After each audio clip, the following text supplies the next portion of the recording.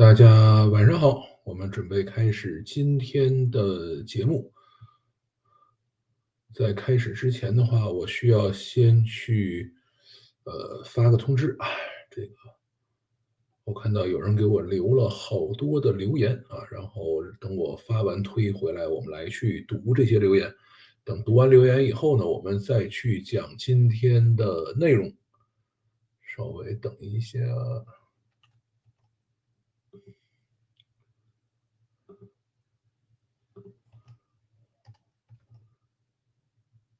OK。我看看这上面写的什么。哇，都是一个人写的。水电确实相对收益稳定的投资，目前电力不紧张、经济下滑、人口减少、工厂外移的趋势下，投资回报这个会大打折扣的。这笔大资金投入别的行业产业，特别是提升老百姓消费项目上，效果更大。这一盘大棋的事儿呢，就不能像你这样的锱铢必较，对吧？待会儿咱们来讲这一盘大棋怎么个下法啊？这个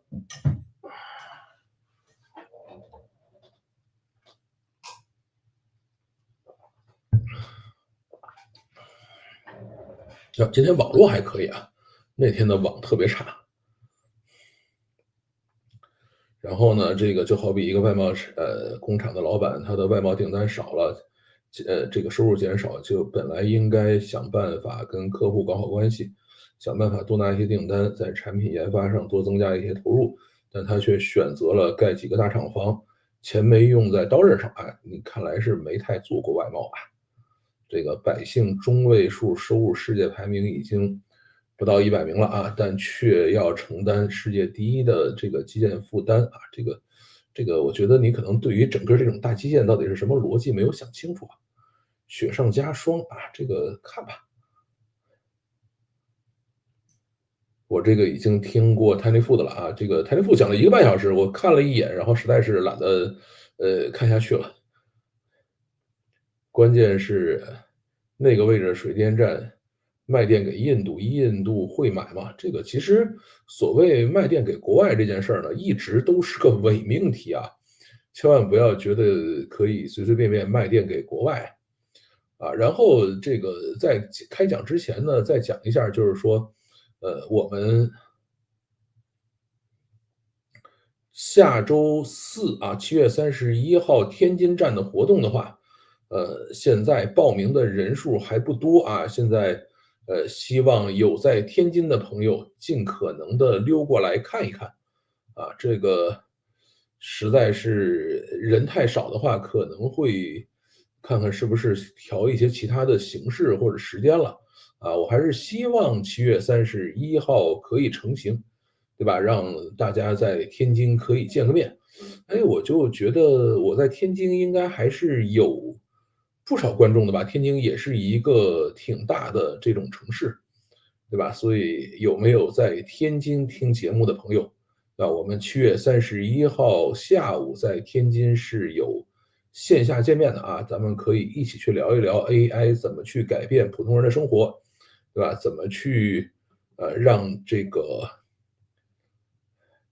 创业呀，或者什么做这样的事情啊，这个是我觉得现在唯一可以在线下见面讨论的东西，在其他的线下见面讨论也不是那么合适了，对吧？所以呢，希望大家可以这个在天津的报名啊，然后到明明天吧，啊，不是下周一二吧，我再去看看说这个天津的活动到底怎么安排，如果人多人少的话，应该如何去调整这个问题。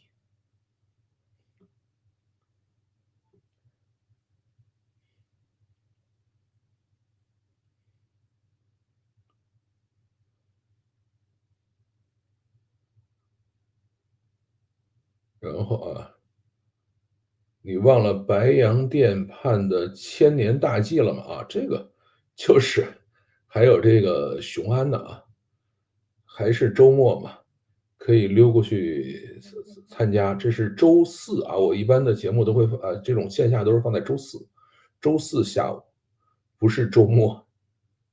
你在印尼有观众，这个印尼，哎呀，也有日子没去了，好多年没去印尼了啊。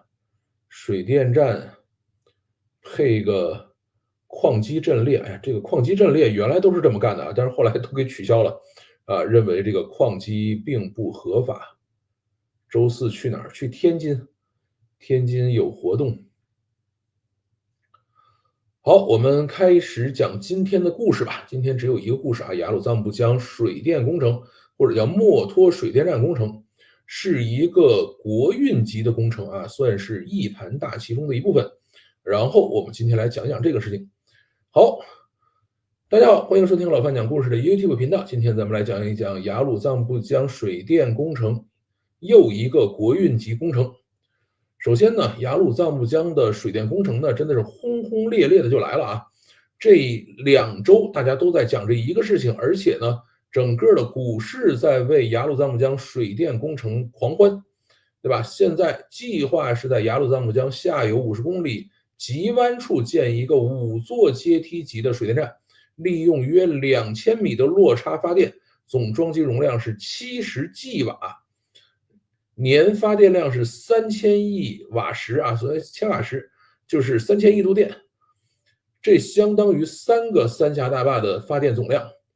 总投资额呢是1.2万亿人民币，从2.5万一个月的这个足疗技师开始，什么意思？就是这边宣布说我要在墨脱盖水电站了啊，然后墨脱这边就开始有人贴这个帖子说我们开始招这个足疗技师啊，2.5万一个月啊，为什么这么贵呢？原因很简单，因为墨脱这个地方一共只有14000多人，对吧？你要让一个足疗技师跑到那儿去的话，还是高原啊，你不给人发点高原补贴，人家不去，对吧？啊，然后这个招完足疗技师以后，相关的股票就开始涨。今天我看到了啊，收盘是3605.73点，算是年内新高啊。所以呢，这个所谓的国运级，就你一定要带着 A 股大盘往上涨，这玩意儿才叫国运级啊。现在已经有人开始预测说，又一次大牛市是不是要来了？说这一次是不是又奔着5000点、6000点去了，对吧？这个才是国运嘛。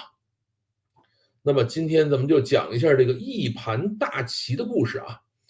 中国呢总是喜欢讲这个一盘大棋啊，这个一盘大棋呢，咱们找一个老外的这个观点来论证一下吧。美国呢有一位经济学家叫杰弗里·萨克斯啊，这个人呢可能大家不一定听说过，但是呢他有一个特别有名的名字啊，叫什么呢？叫做休克疗法之父，对吧？他是这个休克疗法引入到经济领域中的一个第一人啊，所以他是休克疗法之父。他呢在2025年初欧洲做一次演讲的时候，就讲过这样的一个故事，说啊，这个扑克、国际象棋与围棋啊是3种不同的玩法。这个俄罗斯人呢是喜欢玩国际象棋的啊，中国人喜欢玩围棋，而美国人呢喜欢玩扑克啊。这3个国家呢，这个有不同的战略选择。美国人呢执着于筹码堆叠的短期博弈，其战略思维类似于打扑克。俄罗斯人呢沉迷于地缘版图的攻防算计，啊，战略传统深深烙印在这个国际象棋的攻防逻辑里头。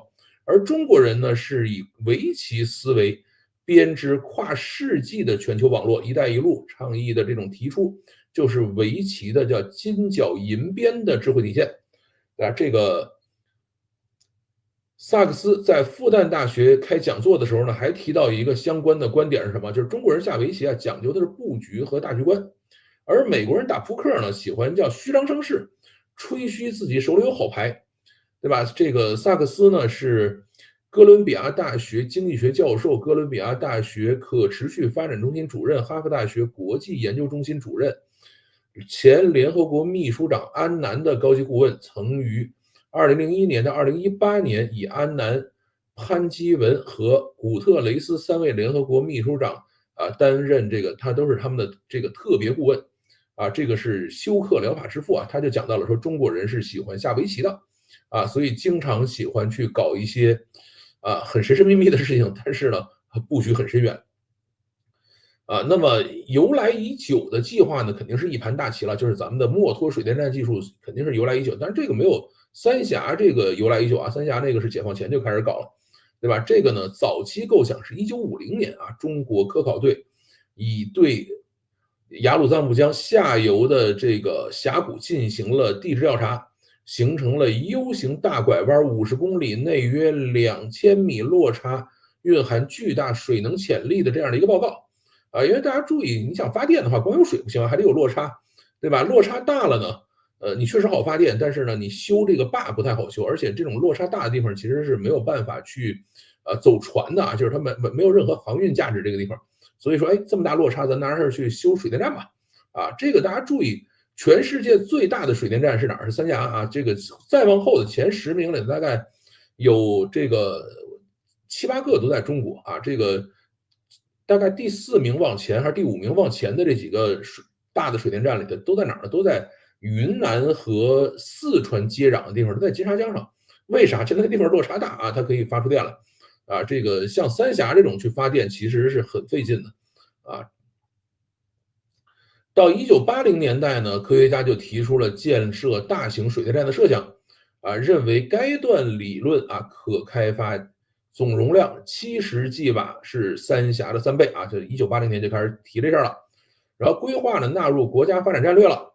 计划呢是在项目呢是在2007年被列入国家可再生能源发展计划的，2020年作为“十四五”规划和2035年远景目标明确提出实施雅鲁藏布江下游水电开发这是2007年去进入真的计划序列的前面大家都在拍脑袋。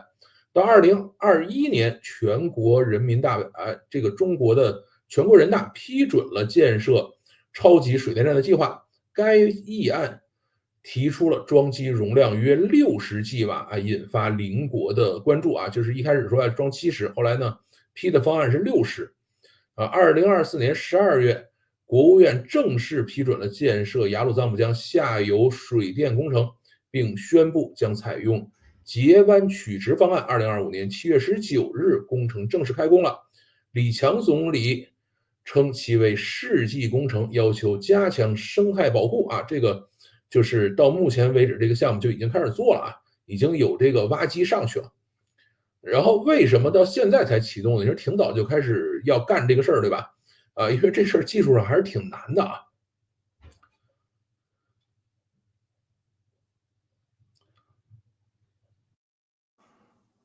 刚才有人说没有开麦这个现在开了。首先呢，要技术突破这个特高压输电和盾构隧道技术是在2008年前后成熟的，再往前这事儿它没法干，对吧？你想在这么大的山上去挖这个盾构机去挖这个洞，你是挖不出来的而且你在这地方把电发出来，你也不可能在这个周围去建这个工厂，对吧？所以你还是要把这个电输出来。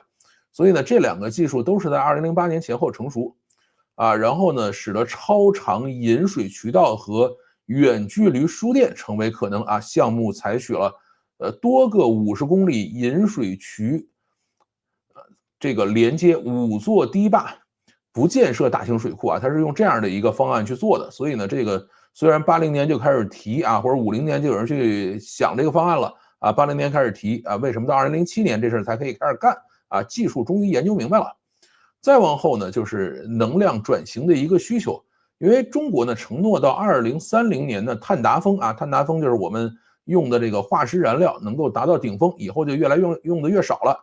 到2060年呢，碳中和就是我们要彻底把所有用的碳都用其他的清洁能源再补回来到2060年就要把这事实现了。为了取代煤电，支持数字经济，国家在西南山区寻找稳定的清洁机和电源就是你要去找这样的东西西电东输的这种特高压工程也要求新的水电供应这个是我们有新的需求。然后就是经济刺激了，三峡工程建成以后，中国经济体量扩大了近20倍。路透社指出雅鲁藏布江工程1.2万亿的投资，在当前的经济规模下，比重与当年的三峡相近是利用基建拉动经济的一个重要措施。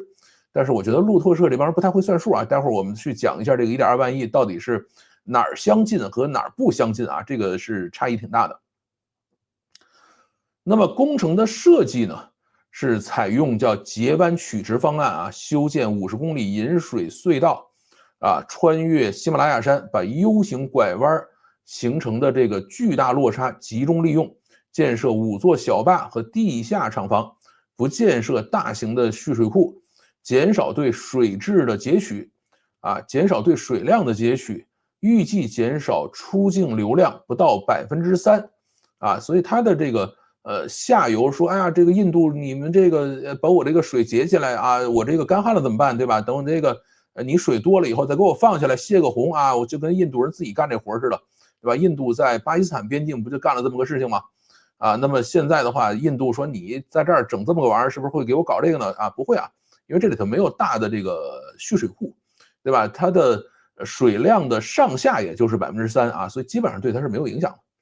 而且呢，由于地处高山峡谷，工地将通过盾构机挖进长隧道，并采用地下厂房，避免地表建高坝啊，减轻地震和这个滑坡风险啊，因为那个地方还是很容易地震的啊。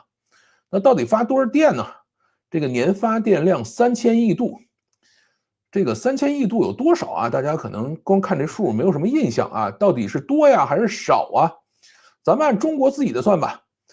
发电相当于2024年总发电量的3%，装机容量70 G 瓦啊，它有时候说的是60，有时候说70，我们就当大的说吧，70 G 瓦，相当于2024年中国的总装机容量的2%。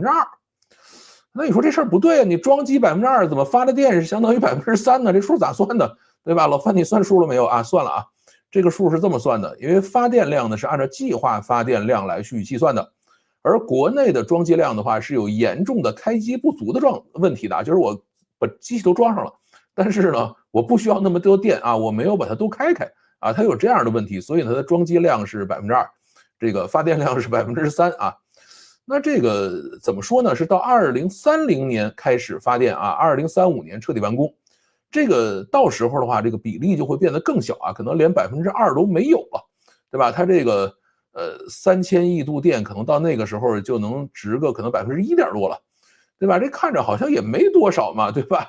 你费了这么半天劲，国运级工程了，然后一盘大棋了，你这个发的电也就是多了1%的电啊，这到底发了多少电啊？3000亿度电啊！这个呢是英国全年的耗电量啊，英国大概3000多一点点，3000几亿度电啊，这是英国2024年一年的耗电量。全世界呢，除了20多个超级用电大国之外，绝大部分国家的用电量都达不到这个3000亿度。这个所谓超过3000亿度呢，什么巴西、德国、俄罗斯、法国、加拿大、韩国、土耳其、墨西哥、美国、印度、印度尼西亚、伊朗、日本和中国啊。中国其实，属于一个比较特殊的情况，中国用的电可能他们几个加起来都未必有咱们多。日本大概也是3000亿多一点点。所以这3000亿度电呢，你看跟谁比？你跟中国比呢，就2%、3%啊。你要搁这个全世界比呢，200多个国家里头，大概除了20个啊，10%一年能用过3000亿度电，其他都用不完啊。所以这个数还是非常非常巨大的啊。那么这个工程呢，技术难点和环境影响还是要去讲一下的啊。第一个呢，就是地质和施工挑战。雅鲁藏布江大峡谷位于印度喜马拉雅碰撞带，地震和滑坡还是经常发生的啊。1950年，墨脱发生了8.6级的地震，滑坡大规模堵江。大峡谷海拔差异大，气候复杂，施工需要翻越雪山、雨林，当地公路直到2013年才完全通车。很新的公路啊，以前那地方没有公路的。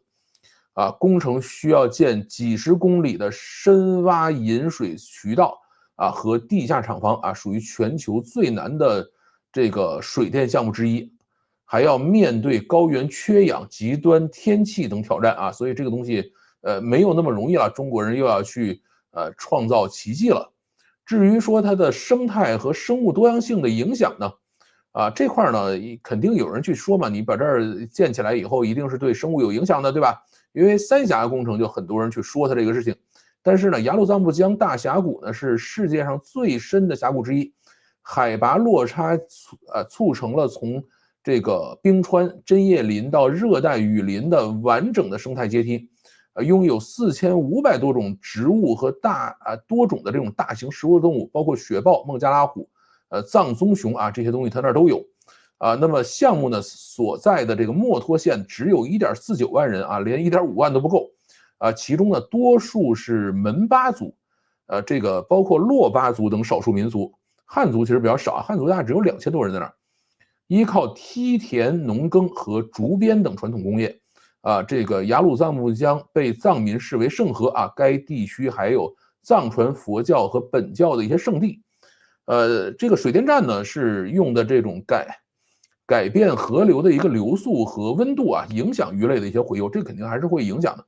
包括一些沉积物的这个输送和这个下游湿地啊，都会有一些影响。但是呢，大的就是没有什么特别大的影响，因为毕竟不是真的把这个水拦起来了，对吧？大量的水还是直接可以从边上绕走的啊，它只是说我在这儿这个截弯取直了一下，给大家发了点电而已。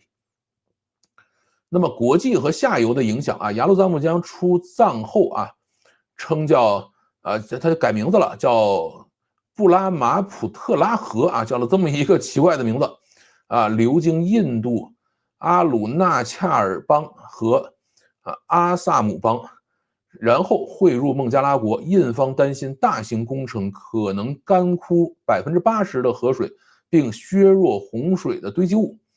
这个呢，怎么说呢？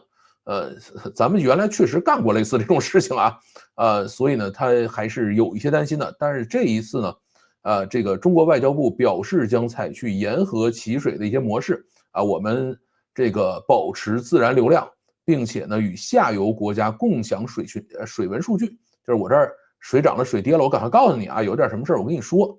印度专家呢也指出，项目为经流式发电这个蓄水量有限，主要水流来自喜马拉雅以南的雨季，因此呢影响不如担心的那么大。所以呢这一次其实就是印度的官方媒体没说什么，虽然印度有一些下面的小媒体在那喊说我要去轰炸，我要那什么但是他的大的官方媒体并没有出来特别积极的表态。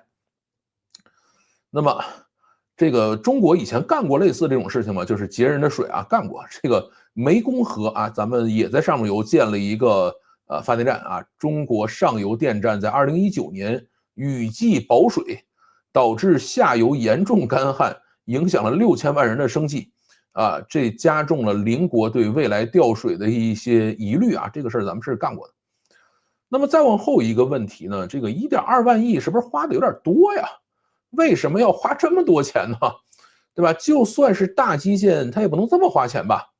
大家要注意三峡水电站是花了2500亿，而墨脱水电站的花了1.2万亿5倍往上了这是怎么花出来的？大家要注意，三峡水电站要比这个墨脱要麻烦的多。为什么呀？三峡里头有一个巨大的工程是拆迁移民墨脱你想它整个县里头就1.49万人，不到1.5万人，你让他把这个工地上的活都干一干，这些人都不够，你还得从外边往里迁人去干活去，对吧？所以他没有这个拆迁移民的问题，对吧？他也没有航运改造的问题，对吧？因为墨脱这个地方原来他也没法走船，三峡你是要去走船的，而且三峡还要做大坝做完大坝了以后，整个把这个水拦下来然后才能去发电。墨脱也不需要，我也不需要做这个大坝。现在只是说施工难度大使用新技术，这个各种高端设备，所以它比较贵，这个好像说不太通对吧？你这个真的需要这么多的钱吗？对吧？其实它的整个的工程要比三峡要简单的多。但是呢，账不能这么算这个账应该怎么算呢？三峡工程的2500亿是什么时候的2500亿？是1994年的2500亿你计算通货膨胀的话，到今天大概也就是1万亿了7、8千亿吧。这么来算，所以呢，前面路透社说，这个墨脱水电站的这个花的钱跟三峡水电站差不太多大概是从这个地方来的，就是三峡水电站算上这个叫做通货膨胀大概跟今天花的钱差不多。然后呢，三峡工程的投资在1994年占当时的全国 GDP 的5.19%，占1994年中央财政支出的43.16%。对吧？啥叫举国之力对吧？整个一年我能花的钱有43%就干这一个三峡工程去了这就叫举国之力墨脱水电站呢，对于现在的中国来说就没有那么费劲了啊。虽然这1.2万亿投资啊扔下来了，它呢相当于2024年中国 GDP 的0.89%啊，这个就少多了，对吧？相当于2024年财政总支出的4.21%啊，这个也还好吧。就是虽然也不是说随便就可以拿得出来的，但是总比三峡工程那个1994年中国财政总收入的43.16%这个看起来稳当多了，对吧？那个当时能下决心真的是挺吓人的啊，但是下决心把它盖了啊。现在墨脱呢，在这样比较下啊，其实并没有伤筋动骨。当然了，中国呢不但要做雅鲁藏布江、墨脱的水电站啊，同时还有大量的电力的基础设施都在建啊。这个现在呢，我们在大力的发展核电、光伏、风电啊。我们现在呢发电量基本上是这个到多少呢？是10万亿度啊，大概是这样的一个水平啊。2030年呢，我们要彻底电气化，而且呢要做到碳达峰。当时呢，我们希望2030年的发电量能够到13到14.36万亿度啊，增长呢，这是在今天的基础上增长22.6%到35.5%，非石化类能源发电占比呢要达到35%到40%啊，这是2030年我们的计划。到2035年呢，肯定再接再厉嘛，我们希望呢有15到16万亿度的电被发出来，而且呢，非化石能源发电量要超过50%。啊，所以你看它这个加上个这个3000万度电，真的没多少，对吧？啊，所以不是一个特别大的事情，但是我们在各种的电力上都在投入啊，包括前面我还跟土拨鼠一块做了直播，去讲这个土基熔岩堆，对吧？中国现在批核电的这个速度也是非常快啊，就是在沿海地区建核电，然后呢，在这个西南这些地方建水电，再把东西给你这个高压输电再输回来，然后呢，再到这个沙漠里头、草原上，比如蒙古啊、内蒙啊这种地方去建这个风电和这个太阳能啊，到新疆也是建这个风电和太阳能，对吧？然后再把这些电在当地，甭管是处理掉啊，还是说再给你输回来啊，来干这样的一个事情。我看今天还有一个特别有趣的这个风力发电的一个新的实验，在中国也走通了。它是用什么呢？整了一个巨大的这种像飞艇似的东西啊，氦气球飞艇啊，把它放到大概是几千米，当然2000米高的还是3000米高的一个高度上，然后在那儿发电，对吧？那个说你在地上建一个风力发电机呢，啊，你这个发不出多少电了，因为地面上它这个风力啊，在各种的地形地貌上磨损了嘛，它就会变得比较慢。而到2、3千米的这个高度上以后的话，啊，这个风就会变得很大啊，这个可能是在地面风力的好几倍啊，而且呢，它是常年稳定的有这个风，你不像地面上的说这个风是今天刮了明天歇了啊，它那到天上它就一直有啊，所以以后可能我们有各种各样的这个绿电的设备都会上来。那么这一次我们去建了这样的一个计划出来以后呢，这个国际上肯定还是会有一些反馈的啊，印度、孟加拉等国的态度啊，两国长期担心上游工程可能截流或者是蓄水，导致这个干旱和洪水啊。印度这个阿鲁纳恰尔邦首都，这个名字好怪啊，印度阿鲁纳恰尔邦首席部长称，该坝可能使80%的河水干涸。啊，然而此次开工没有出现什么强烈的抗议。一是中国宣称采用这个经流式设计啊，蓄水少；二是呢，中国承诺共享水情信息，并开展防洪合作。印度自身呢，也在雅鲁藏布江支流上建立了10至11吉瓦的这个叫西冷多用途水利工程。希望占用水利以应对中国可能的调水啊，他们也在干这个活，只是咱们呢做的是60到70吉瓦，他呢只能做出10到11吉瓦来。然后其他的下游的经验的话，就是刚才我们也讲了，2019年咱们干过一次类似这样的事情啊，所以呢大家是稍微的有点害怕啊。中国这次的承诺就是我不做兰花大坝啊，我没有这个大的蓄水库，然后呢对于下游呢这个水位影响小于正负3%。本身呢没有灌溉和其他用水的这个需求，因为原来你把这个河拦起来，你可能养个鱼啊、蓄个水啊、灌个溉啊什么的，你在墨脱就1.49万人，你没这需求，对吧？然后雅鲁藏布江工程以这个经流式蓄水不大，难以长期节流。就是而且它这个地方小水坝嘛，你说我就想多节点水给你淹一下，没这能力啊。这个短期内调节洪峰可能还能够给下游帮点小忙啊，但是大的肯定干不了什么。加强工程信息披露啊，及时向下游国家提供共享的水文数据，建立国际合作的一个机制。这个避免误解和摩擦吧，这就是我们要去做的事情。所以呢，没有什么特别大的反对声音，这事就起来了。那么巨大的工程是不是总会带来巨大的发展呢？因为刚才我们的这个题目叫一盘大棋嘛，对吧？这个要讲一下大基建呢，总是不能停的啊。各种和建筑、电力相关的股票现在都在涨啊！每一次中国其实遇到大的这种金融问题，我们应对手段都是大基建，三驾马车，投资、出口和消费。政府真正可以搞定的，实际上就是投资啊，也就是大基建，其他事儿它都搞不定。所以下一盘大棋呢，只能从大基建开始搞。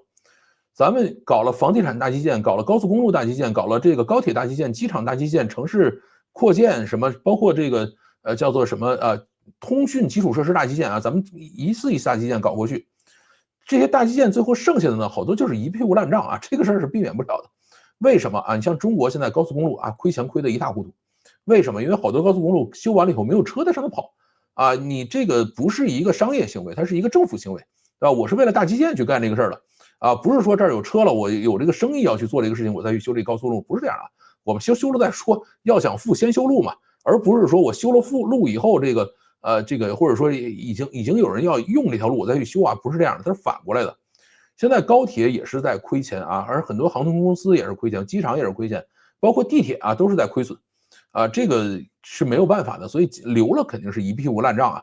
也有很多人呢，因为这些工程富起来了啊，也有很多人被抓了这个都是一屁股烂账的一个结果了。但是呢，一盘大棋还是有效的啊，经济结构发生了变化，对吧？工程周边的经济都有了发展 ，GDP 上升了，我们也跨过了当时所触及的这个经济周期上的一些困难和难点，就是我们把这坎儿过去了啊。至于剩下这个烂摊子，后边你们再慢慢收拾就完了啊。所以呢，中国的每一次大基建都是这样的，不要想说，哎，我这大基建这个弄得特别好，然后所有都是好处，没有任何坏处，没有这个中国的所有大基建都是留一屁股烂账但是呢，他当时真正想解决的问题也被他解决掉了就是我把现在这个经济上比较难过的一点，我把它弄过去这个都过去了。所以我们将在今天的这个问题解决了，更大的雷留到以后再说这就是中国的大基建的一个标准模式。这个我记得特别清楚的是有一个台词叫做世界上只有一个神他叫死神，我们只有一句话对死神说今天不是时候这个是权力的游戏里头这个刺客信这一派里头的一个名言所以呢，我们现在遇到各种各样的这个经济难题的处理方式也是这样的这个大家终有一死但是不是今天我先把今儿过去再说。为什么？那你说这个到明天你不是积的雷越来越多了吗？到后天再积点雷，这总有崩的一天会不会崩咱们不知道但是呢，我只能说等到明天了，也许我们可以用来解决问题的手段就更多了呢。你比如说以前我们没有这个超高压输电技术我们没有这个盾构机技术，对吧？这事儿搞不定，那你这个就没有手段来解决这个问题那以后可能就能搞定了，对吧？或者说到未来我们可以通过人民币贬值的方式把现在这些债务给它化解掉。其实各个国家都在干这个活，美国也在干这么个活。董王为什么跑去美联储视察，对吧？还吓了鲍威尔一跳，说你这31亿美金了。他就是想降息降息干嘛？就是我让美元贬值，贬值了以后，我就可以把前面的债务变得不是那么值钱了。所以呢，就是明天解决今天的问题的很多的，就是明天能用的手段，你今天用不了所以只能放到明天再说这个东西呢，有点像借债借债呢总是依靠通货膨胀来搞定的。没有人说我借了钱以后，最后真的老老实实把钱都还了就算你连本带利都还了，但是你还上去那个钱，原来能买多少斤大米，现在你再还上去连本带利，你买不出那么多大米来了就是这么简单的一个事情那么电力就不怕产能过剩嘛，对吧？刚才我也看到有人说了，说咱们那么多电了，对吧？这个电多了怎么办因为电这个东西比较特殊它没法存或者说存起来的成本很高你要去做这个储能电站的话，第一个消耗很大。第二个呢，就是你做储能电站的这个成本是非常非常高的啊，所以电最好是发多少用多少啊。刚才我们也讲了，中国有大量的发电机组装机装上去了，但是呢，并没有让他们去发电啊。为什么？因为发电多了以后，你这个整个的线路里边的电压就会上升，对吧？如果这个发电少了，用电的多了，你个电压就会下降。它这个玩意儿是个动态平衡的东西，对吧？你需要靠输配电站去调这个玩意儿，但是总体还是要这个发电要跟这个用电基本上匹配上。那么中国的这个电价是多少呢？居民用电是0.532元一度啊，然后呢，工商业用电呢是0.52到0.85元一度啊。为什么有波动呢？啊，或者为什么是一个范围呢？第一个是有波峰波谷的定价啊，这个肯定是他们不希望你去用波峰的电啊，这个波峰的电要贵一些啊，工厂你可以调整一下，在波谷的时候再去用电。然后另外呢，就是江苏、浙江、广东的电价是比较贵的。啊，然后呢，山西、四川、内蒙的这些电是比较便宜的，发电嘛，对吧？山西是煤电啊，四川基本上都是水电，内蒙呢是风电、太阳能啊，其实内蒙也有好多煤电，对吧？那么这些地方呢就会稍微便宜一些。到2023年，广东还在错峰开工啊，电不够用啊，对吧？这个还在干这个事情，而且呢，这个夏天到空调季呢。也还不断的有城市出现拉闸限电的情况，所以中国的电呢，并没有说真的多到这个用不完的程度啊。这个就是我们需要用电的时候啊，它可能未必够使。然后呢，它想敞开着发电的时候，我们又用不完啊，所以电是一个比较麻烦的事儿。当然，拉闸限电这个词儿太难听了啊，这个文科生上发明个新词儿出来啊，现在他们叫有序用电方案啊，所以现在有一些城市好像是辽宁盘锦吧。2025年还在出这个叫有序用电方案，对吧？你这个什么时候可以开空调，什么时候不可以开啊？你开多了以后可能就跳闸了啊，它会出现这样的情况。那你说我们发了电把它出口了吧？特别像雅鲁藏布江这种地方，把它发了电以后卖给印度人，不挺好的吗？这个其实电力出口是一个很少很少的这个量啊，或者说它这个经济啊，就是整个的出口量是基本上可以忽略不计的啊。中国呢宣传电力出口。主要呢，其实是针对香港和澳门的啊，就是我们每年的电力出口的总额大概80%-90%都是针对香港和澳门的，就那地方本来它也没电，对吧？然后我们在大陆发好电给它拉过去啊，是这样的。周边国家呢也用啊，但是用的不多，比如说越南、缅甸、老挝、俄罗斯、朝鲜、泰国、印尼、新加坡啊，都在用中国的电。老挝呢跟中国还特别有意思，它不是说单纯买咱们电用啊，它是一个双向调剂。丰水期的时候呢，它还把电卖给中国，啊，等到枯水期的时候再从中国买啊，它是这样来一个方式。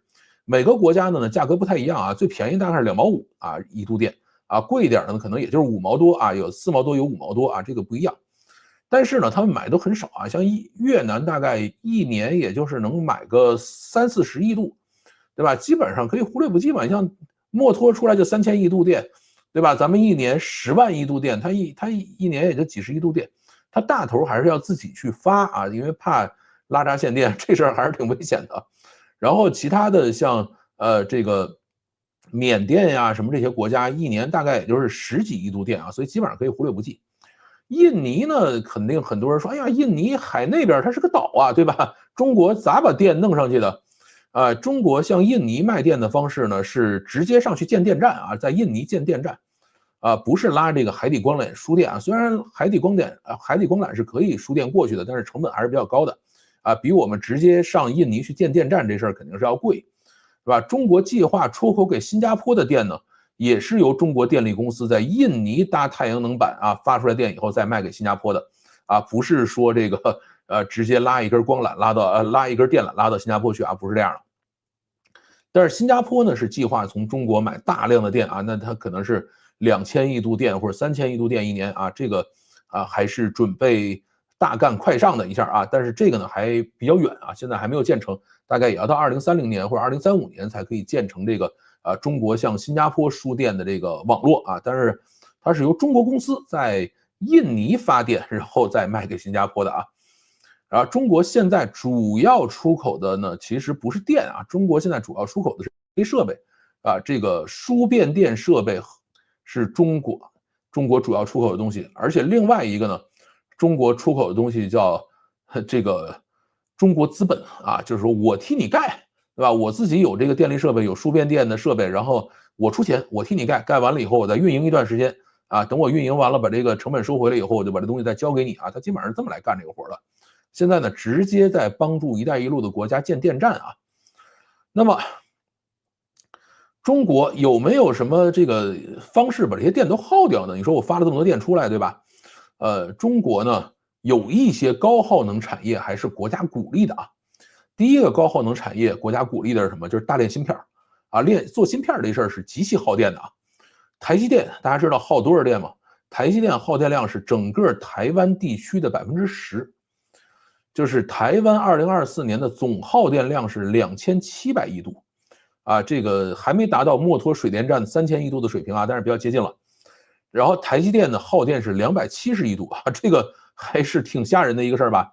啊，对于中国来说，只要能造出芯片来，多耗点电没关系啊，哪怕我造的芯片比你烂，比你少啊，你说我这个耗你2倍的电、3倍的电，中国都是乐意的啊。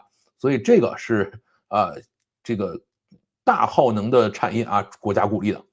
另外一个就是铝啊，电解铝。虽然电解铝呢现在也在做反内卷，因为钢肯定是要反内卷嘛，铝呢也在做反内卷，但是呢，铝反内卷的方式跟钢不一样。钢呢就是你要减产就完了啊，这个减产限价。铝呢说你只要能够换这个环保电啊，你这个电不是用煤烧出来的啊，不是用石油、天然气烧出来的啊，就这个可以去做铝了啊，这个是 OK 的。所以呢，你想我们在墨脱啊做一大堆这样的水电站啊，就可以把这个电呢输走啊，但是。这个中国最大的电解铝是在山东吧？啊，这个稍微有点遥远，但是没关系，我们可以就是我们把这个墨脱的电，比如说输到这个叫做东南啊，比如说是这个江浙一带，然后呢再从江浙再调电去山东呗，它是这样的一个运作方式啊。那么这个铝就可以算是用绿色能源去发出来的电啊，去做出来的铝，这就可以了。另外一个啊，巨大的耗能大户，国家鼓励的是什么？算力中心。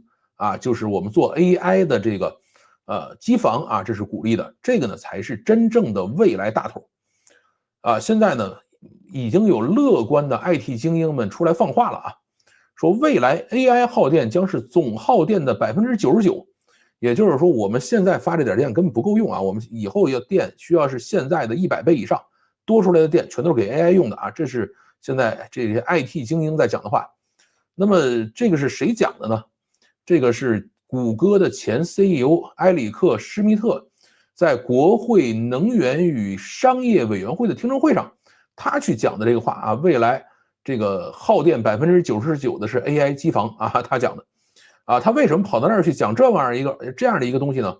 啊，他呢是希望美国批准盖电站啊，说未来几年需要新增29吉瓦的电力供应，到2030年呢，希望这个电力可以到67吉瓦啊，这个是这个埃里克·施密特跑去国会听证会去讲的事情啊。他这个所谓67吉瓦有多少呢？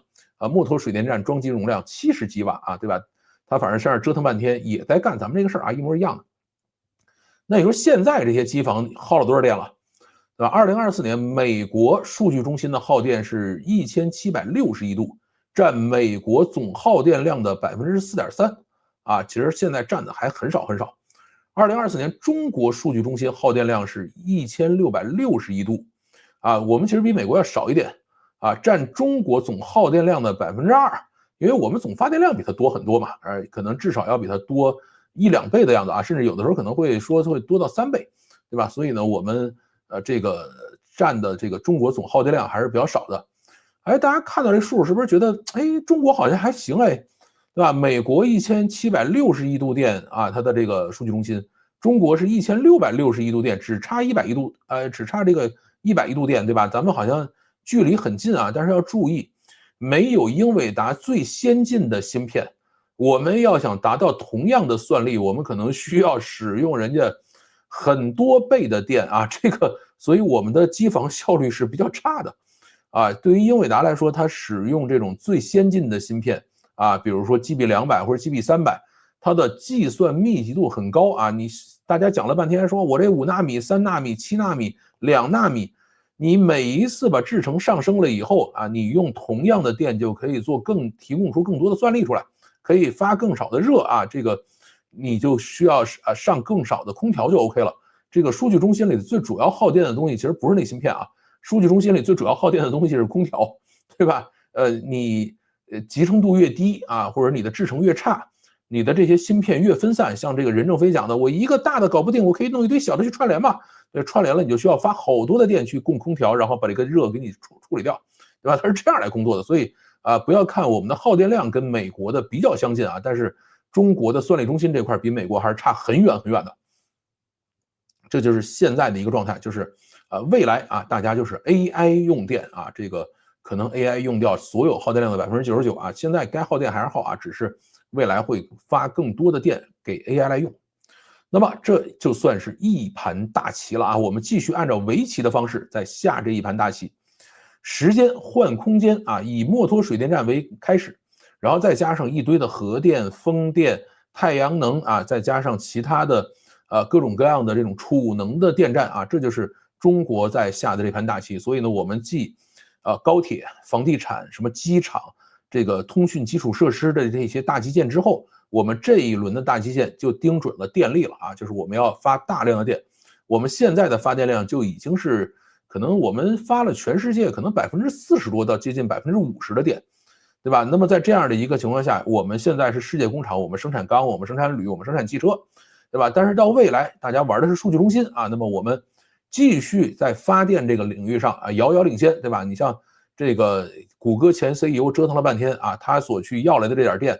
也就够这个，它还不够咱们的这个墨脱水电站啊，或者说叫雅鲁藏布江水电站装机容量的啊，他折腾了半天啊，去吹这个牛皮，说这个未来 AI 算力啊占整个耗电的9%啊，它也99%啊，也就是这样的一个东西。所以呢，这是我们的一盘大棋啊，就是为 AI 时代提前做准备。以后我们输出的东西叫算力，对吧？我们以后会成为世界算力工厂啊，而不再是世界的这种汽车工厂啊、电池工厂啊，这个事儿谁愿意干谁干啊。当然，可能别人也没有那么容易接过去，但是我发了这么多电啊，大家就好好的去使用中国算力带来的结果就可以了。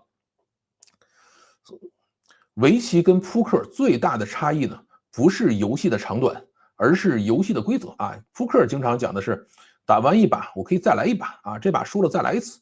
围棋呢，你经常是一下就下一晚上，对吧？你要很长的时间来下这盘围棋，而且下完了以后，你可能还需要休息很长时间才可以再去下一盘啊。所以呢，基本上像赢房子赢地似的，所以下围棋的这帮人都会特别狠啊。这个围棋跟扑克的最大区别在哪呢？就是棋盘它是摆在明面上，规则大家也都知道，你不说话，对吧？我只管下棋，我的意图你去猜去啊，这是围棋的玩法。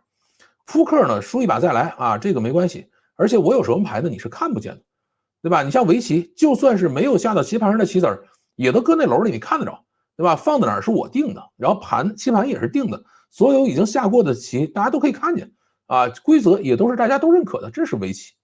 扑克你就可以去虚张声势，可以去咋呼，拿一手烂牌说：“哎呀，我这个马上要赢了，我要赢房子赢地啊！”你拿一手好牌说：“哎呀，我这个怎么办啊？我这不行了，你是不是多压一点？这个搞这种事情，那围棋没有意义啊，这事儿。”所以呢，中国人就喜欢说我们在一个相对来说比较漫长的游戏规则里头啊，然后呢，日久见人心啊，所有你以前的下过棋我都看着啊，我后边怎么下是我决定的，你管不着，对吧？然后我们把这个棋慢慢的下去啊，这就是中国的一盘大棋的玩法。未来呢，电力呢一定是一个不可或缺的资源啊，而且可能永远不够啊。体制的优势呢，就在这个时候体现出来。你像美国人啊，他就要跑到听证会去听证啊，然后要再去找公司，再去找银行，再去折腾这些事情，才能去把这个电站盖起来。而且到底怎么盖？最后它的环评啊，就是环境评测什么的，还且折腾呢，对吧？你不像中国似的啊，我只要体制一拍脑袋啊，这大干快上就可以上了。所以呢，这个才是真正的墨脱水电站在干的事情，是一盘大棋啊。但虽然它发的电并不是那么多，对周围的环境影响也没有那么大，跟印度跟他们也没啥关系。但是呢，中国真正的这一盘大棋就是快速的推进电力基础设施大基建啊，这就是咱们的真正的一盘大棋。好啊，这个故事咱们就讲到这儿啊，看看这个大家提了什么问题啊？有350个人来听我们讲故事，挺好。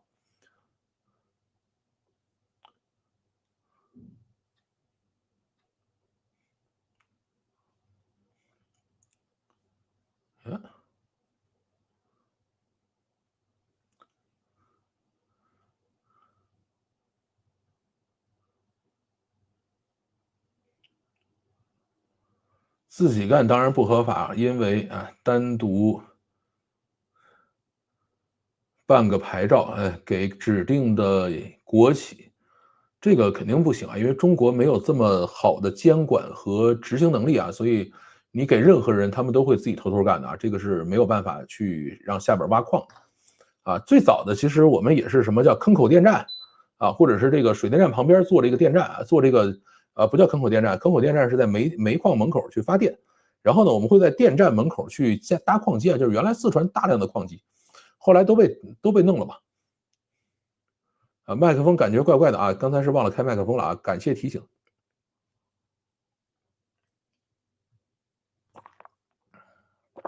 跑步回来啊，这个你的身体真健康。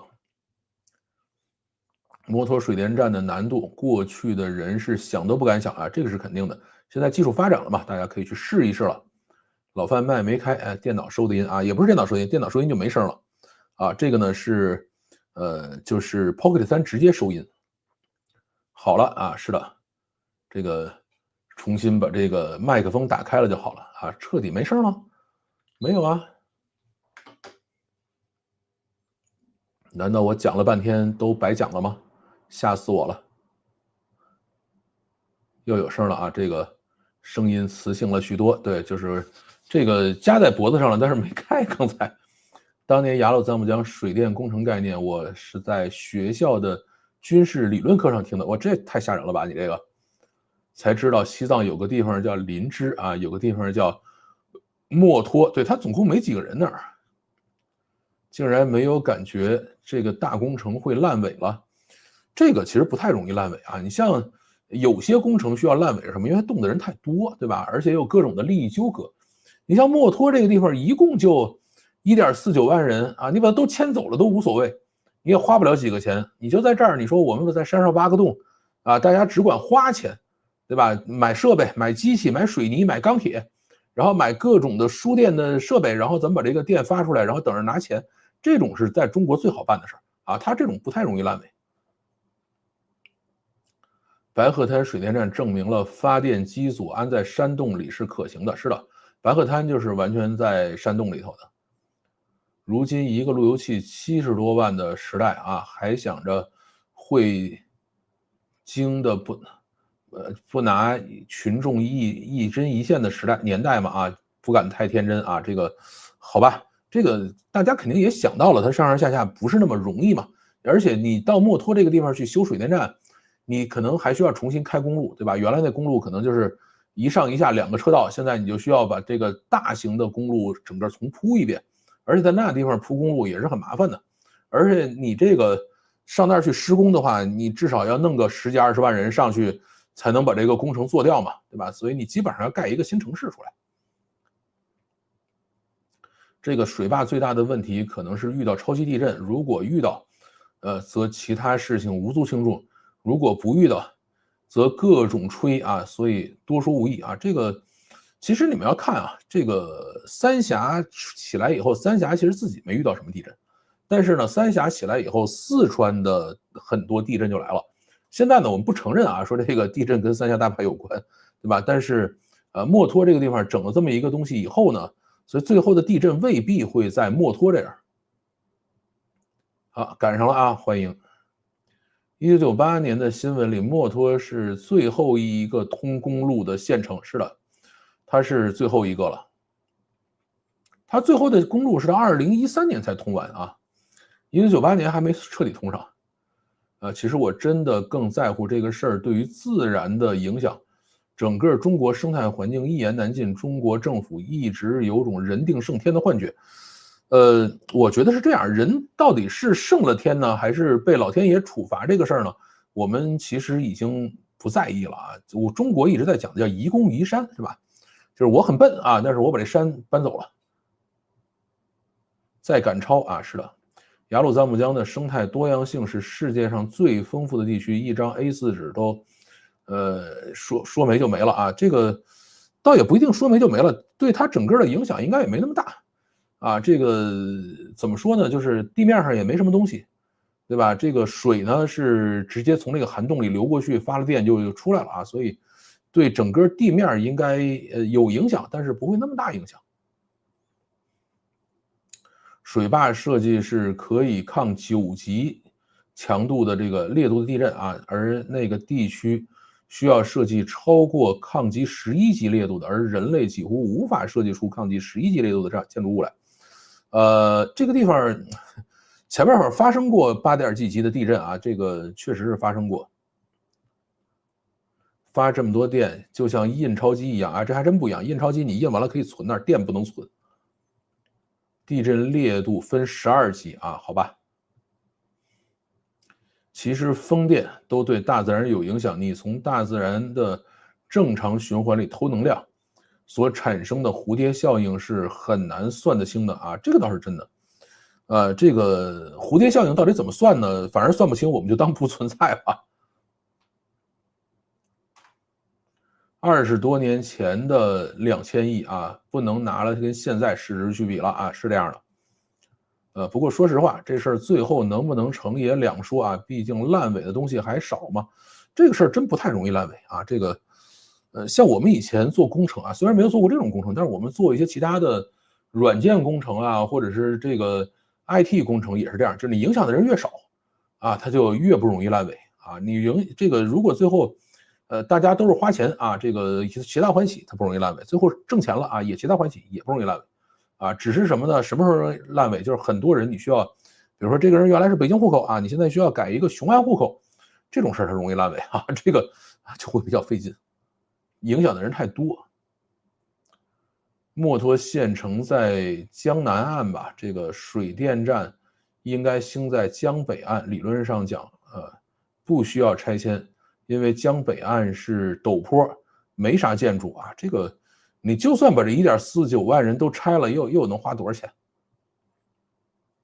？2500亿其实不单是算94年的吧，应该是陆陆续续花进去。对，它是陆陆续续的。但是呢，我们一般还是按这个就是审批那一年的来算。你像我们现在1.2万亿，也不是一把都花进去了啊，我们也是按照去年的 GDP 来算的嘛。对，那个县城一共没几个人。一期干不成啊，还可以干2、3、4、5、6、7、8、9期，从长计议。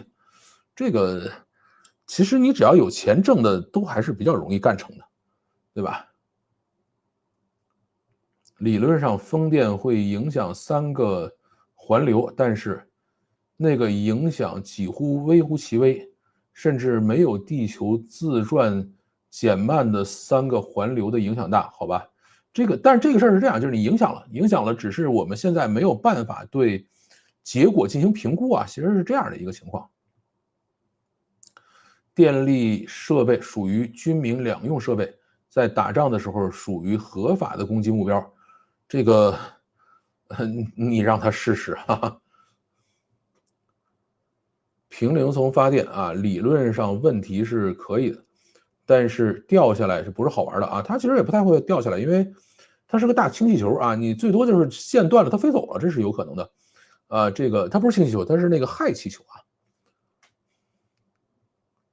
飞艇那种一听就不靠谱，维护都让人头疼，它不需要维护，它维护的时候把它拉下来维护就完了，对吧？然后坏了你换一个上去不就行了吗？你真的要让人爬上去吗？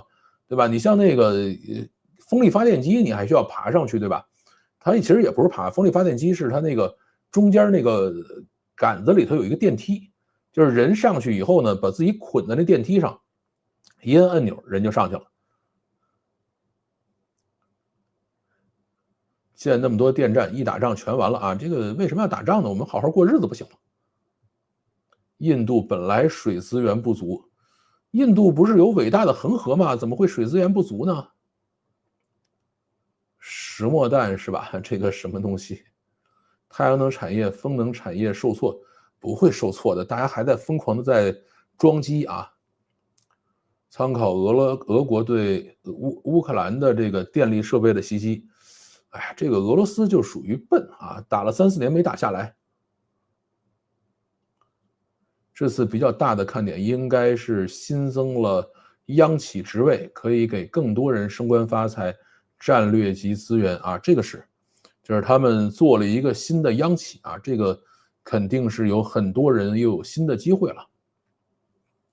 如果是20年前、10年前建这个项目，还是 OK 的啊。这个什么时候建都不晚。这个工程的核心不是南水北调吗？没有南水北调，那太费劲了，别想南水北调的事情。现在人口减少，工厂外移，电力需求没那么大啊。电力需求以后是造芯片的，啊，以后是做数据中心的。那个地方好像地理条件和天气都很恶劣，建筑的难度应该很大啊，加上高原反应，一般人上去受不了，别说干活了啊。这个，可能就会给高原补贴呗。中国什么时候把人当人使了嘛？对吧？你人上去给高原补贴，干几年下来就好了嘛。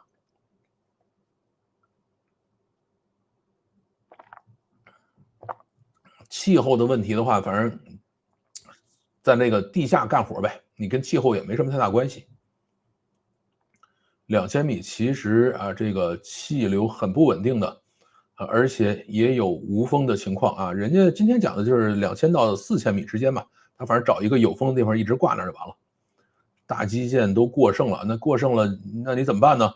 对吧？你总不能让它在今天就崩掉啊，对吧？你只能是继续往前走啊，你饮鸩止渴，你得往前走啊。非市场经济行为都是资源错配。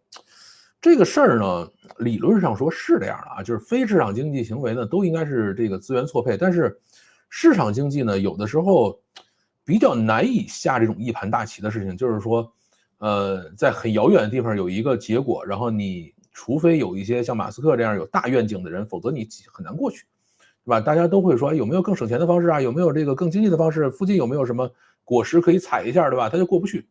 但是呢，像这个咱们这种体制优势呢，他就会发现，哎，远的地方有一个东西我可以去拿一下啊，而且呢可以解决当前的很多困难，那就干呗。至于干完了以后呢，这些资源错配的事情，等到那个时候可能这资源就不值钱了，对吧？我记得我们以前也干过这种事儿，当时去做一些安卓系统下边的应用啊，当时就想说，哎呀，我怎么能够节省一点流量啊？我怎么能够在这个流量不工作的时候啊，或者我项目不工作的时候把这个接口给关掉？啊，我怎么能够少占一点空间啊？我怎么能够少用一些算力？后来我们的这个当时负责项目的人就说你们这个思考是错的啊，这个应该是在2011年的事情啊，2011年他说你这个思考是错的啊，哪儿错了呢？他说未来的流量一定是无限的啊，未来的电池绝对够用，未来的算力是你现在根本无法想象的，所以你既然要做这个项目，而且要做个2-3年，你就不要用今天的这个。说我到底浪费了多少资源这件事来想这个事儿，对吧？他是这样来去思考问题的。1.2万亿的投资产生的价值，投资别的产生价值更大，这个真不好说。你就要想，今天我把1.2万亿花了，可能到2030年这1.2万亿未必能买的多少东西回来啊，这个是真正可以去思考的问题。墨脱还好啊，海拔1200-300米。这个坝上许多县就有这个海拔，真正难搞的是上游啊，这个海拔3500米的这个重体力活啊，是真的能出人命的。到那上头上那个什么呗，上这个外骨骼呗，上各种机器人呗，那怎么办呢？能解决就业就是好的投资啊，这个就业呢，肯定还是要去解决的。只是呢，它可能最后解决不了多少，边际效应递减啊，估计没有那么大的正面收益了。这个不好说啊。你像3家工程到现在，真的是给上下游，你说如果不做这个3家工程，到底会变成什么样？其实现在已经没法想象了，对吧？它做了，那我们只能说现在上下游的所有的发展都跟3家工程有关，对吧？所以这种大的水电工程呢，就是一盘大棋中的一部分，就跟咱们那个下围棋，金角银别人草标肚子。你下到最后了，说，哎，你一开始在那个边上下那个子儿，到底是为什么，对吧？你说不清楚你是为什么，那有没有更好的地方可以下？不知道，对吧？因为整个棋盘是空的。你现在说啊，我们有更好的地方可以下，你往哪下，对吧？人家都是在4个角上，每一个星位上下一个，为什么？谁也不知道，对吧？大家都这么干，我们也这么干。所以为什么我讲这是一盘大棋呢？大基建的问题随着时间只会这个越来越大，但是它有的时候就是这样，就是你问题是变大了，但是呢，你这个问题是相对于今天变大了，相对于明天来说呢，可能就可以忽略不计了，对吧？它是这样的，所以我们要用一个动态的方式来去看这个问题。但是你说有没有玩脱的，肯定也有，对吧？我今天遇到了一个问题，然后越积攒越多，越积攒越多，然后等到过了几天以后，发现哎玩崩了，这种事儿也存在啊。但是崩了是明天的事儿，先把今天过去再说哈。所以我们说这个世界上只有一个神，就是死神。但我们今天要对他说的就是时间还没到，哈哈。至少能够解决很多人就业，和老美的这个罗斯福新政效果是一样的啊。这个罗斯福新政是另外一个问题，这个有机会咱们再讲。投资别的产业难道就没有就业了？关键你投资啥，对吧？你觉得哪个合适？王教主那是又被小说忽悠了啊！西藏降水没那么多，这个不够补充塔里木的，这个塔里木就是就不知道了啊。看来老范是乐观主义者，那你悲观了怎么办呢？对吧？所有做投资的人都是乐观主义者，因为你要相信说，哎，这个项目我投的一定是成功的。但是你要知道，所有被投项目最后能够成功活下来的可能十不存一啊。如果你看每一个项目都是说你十不存一，你99%都会死，或者90%你都会死，那就别投了呗，大家都在那抱着钱等着就完了，对吧？所以呢，投资的人一般都是乐观主义者啊。你工厂生意不好了，然后再多盖几座工厂，这个我们电力还是有用的呀，对吧？多盖了电厂还是有用的，未来是要去做算力的 AI 时代到了。这个只说高铁肯定是亏钱的，中国铁路是赚钱大户。这个你要看啊，是高铁还是铁路，而且呢，它有很多个计算方法。而且高铁呢，它是有些段是挣钱的，有些段是亏钱的。正常就应该怎么开源节流啊，或者是加大研发投入。这个呢，你就属于是真正的小农意识，真的。这个你比较适合生活在美国啊，他们就是这么思考问题的。其实美国人也不这么思考问题啊，欧洲人这么思考问题啊，所以他们喜欢做这种隐形冠军、百年老厂啊。日本人也这么思考问题啊。这个美国人呢，有时候一惊一乍的还搞出一点奇奇古怪的事情来。中国呢，就属于是一盘大棋冲上去再说。现在很多人失业，国家出面投资解决就业是刚需，就业是一切的根本啊。这个其实我觉得这一次呢，未必能解决都是就业，但是，当大家都开始进行电力建设以后啊，我们至少说先进产能吧，这个电肯定还算是一个先进产能的一个结果，对吧？我们把这些东西弄出来以后，后边总是有办法的。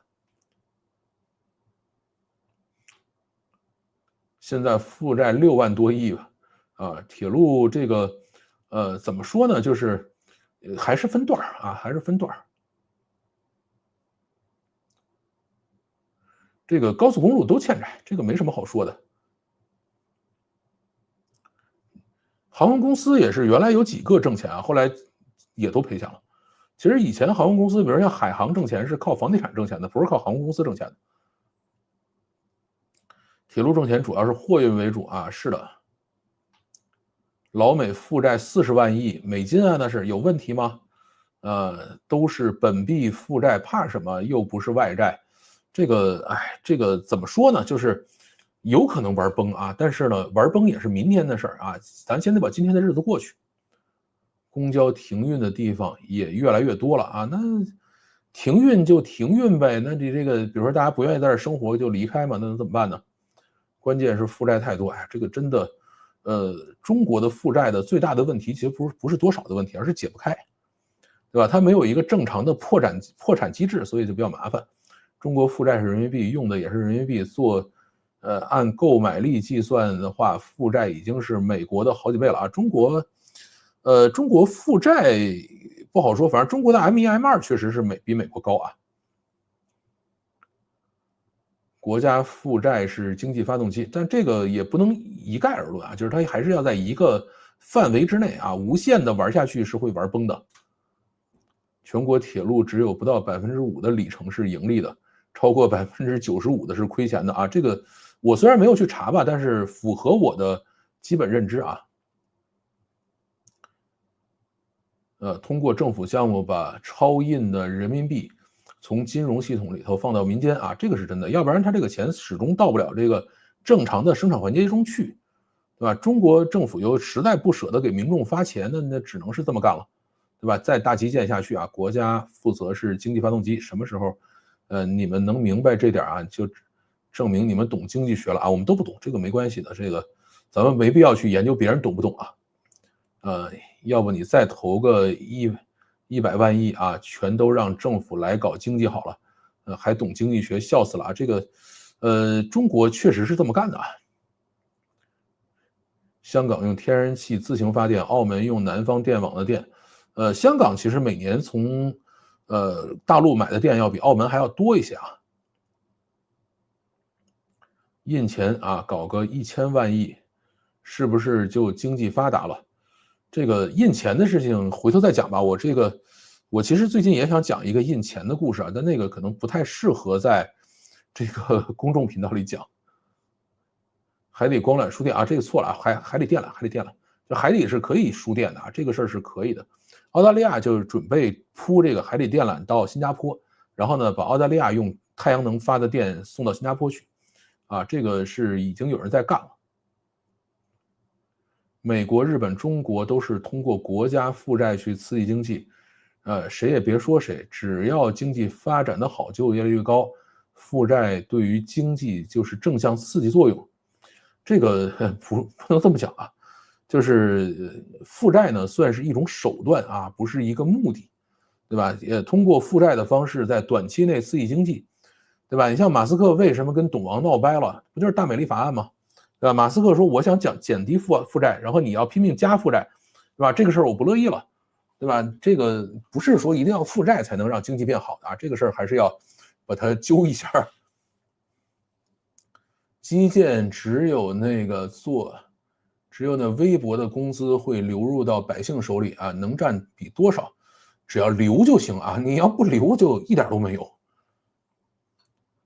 美国、日本都是民营经济占比最大，中国也是民营经济占比最大，只是中国是这个民营经济需要在国营经济的领导下去做事情啊，这个没什么办法。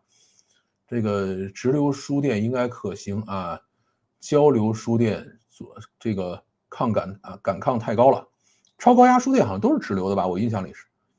这个我还真不太懂这个东西啊，这个说错了见谅。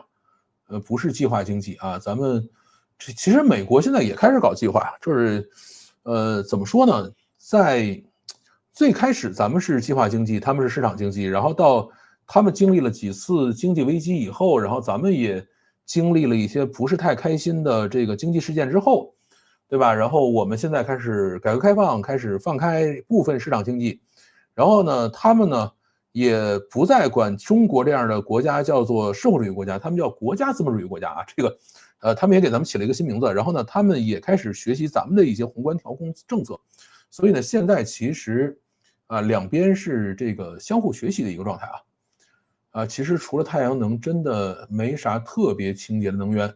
不过太阳能对于鸟类的影响也很大。这个怎么说呢？就是地球呢，始终就是甭管有没有人类参与，都在做变化，而且人类的参与可能对于整个地球的变化来说，影响也没有那么大，选界之极而已，对吧？这个咱们就可劲儿造吧。美国、日本、中国都是通过国家负债去刺激经济的，这个好像看过了啊。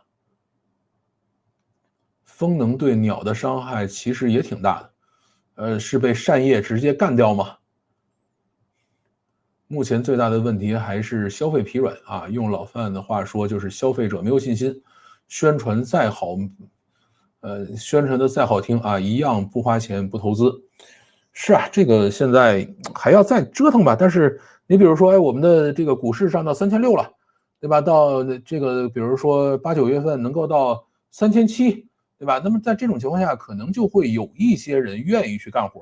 其实以前的大基建也是这么起来的啊，就是每一次我们开大基建的时候，都是经济上遇到问题了，或者金融上遇到问题了，然后你大基建了，然后这些钱开始流动了，对吧？那么就有人就开始去做生意了。现在大家就不敢做生意嘛。政府搞的就是计划经济啊，占比越高啊，这个经济体的资源配置效率就越低啊。这个咱们不能讲啊，这个现在这些国有企业呢，也都是按照股份制方式在运行的啊，发钱给百姓，是不是就没有产生任何经济价值了？这个中国总是觉得百姓比较愚蠢嘛，对吧？你把钱发给他们，他们都存起来，啊，不好好的去这个花去。电解铝是在山东和河北啊，我就光知道山东滨州啊，那个地方是，中国大概是铝都，河北还真不太了解。其实鼓励本土这个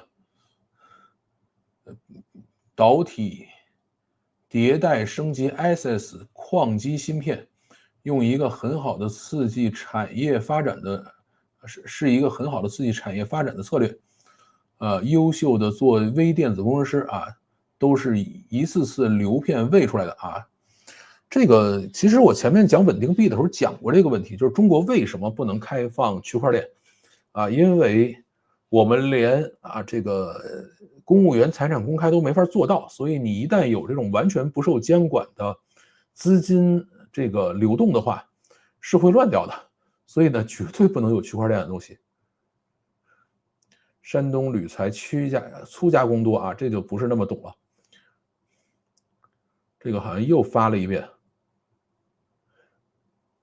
我现在有的时候网不是那么好，他就会把一个观点反复发钱给百姓，百姓也会去花钱，花的钱都是真实的百姓需求，会产生很多工厂的订单，工厂有订单了就有就业。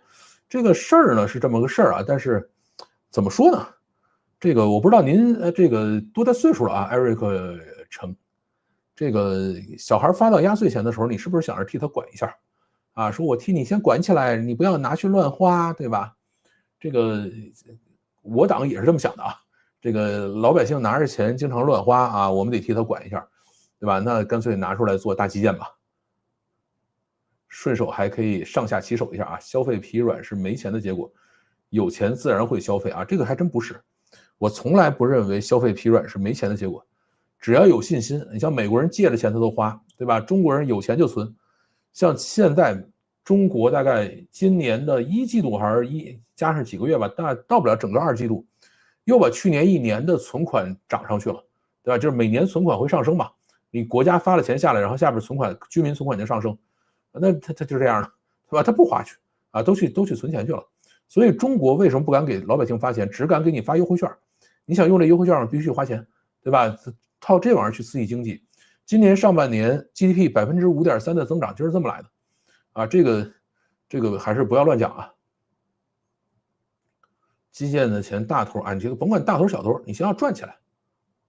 中国算力的优势就只有电力了啊？错了啊！中国呢其实有3个优势啊。第一个呢是电力啊，咱们电是又多又便宜啊，而且管够。第二个呢是人才优势，对吧？其实全世界做 AI 的1半的人是中国人，对吧？今天还有一个新闻，这个谷歌 DeepMind 跟这个 OpenAI 去抢这个 IMO 的金牌啊。OpenAI 说我做了，也是这个数学奥林匹克竞赛嘛，说我得冠军了，然后就被怼了，说你这个卷子不是这个老师判的，是你自己判的啊，这事儿你不能算。然后谷歌说我跟这个 IMO 的去合作了，我这是冠军啊。然后这个奥赛的这帮人说没问题，你是冠军啊，我承认你的啊。OpenAI 那我不承认，对吧？然后呢，这一届的奥赛的冠军是中国队啊，就人类选手的冠军是中国队，亚军呢是美国队啊，一水的华人的美国队，对吧？然后呢，加拿大呢也是一水华人啊，但是他们大概是10几名，就是现在参加奥赛的好多都是中国面孔啊。这个我记得当时谁跟我讲的，说在美国专门有一个学校是培养奥赛的这帮人的。对吧？它实际上是北京的这个11学校美国分校啊，这个就是这么一个关系，跑那儿去干这个事儿啊。因为这帮做奥赛的人就是未来做 AI 的人啊。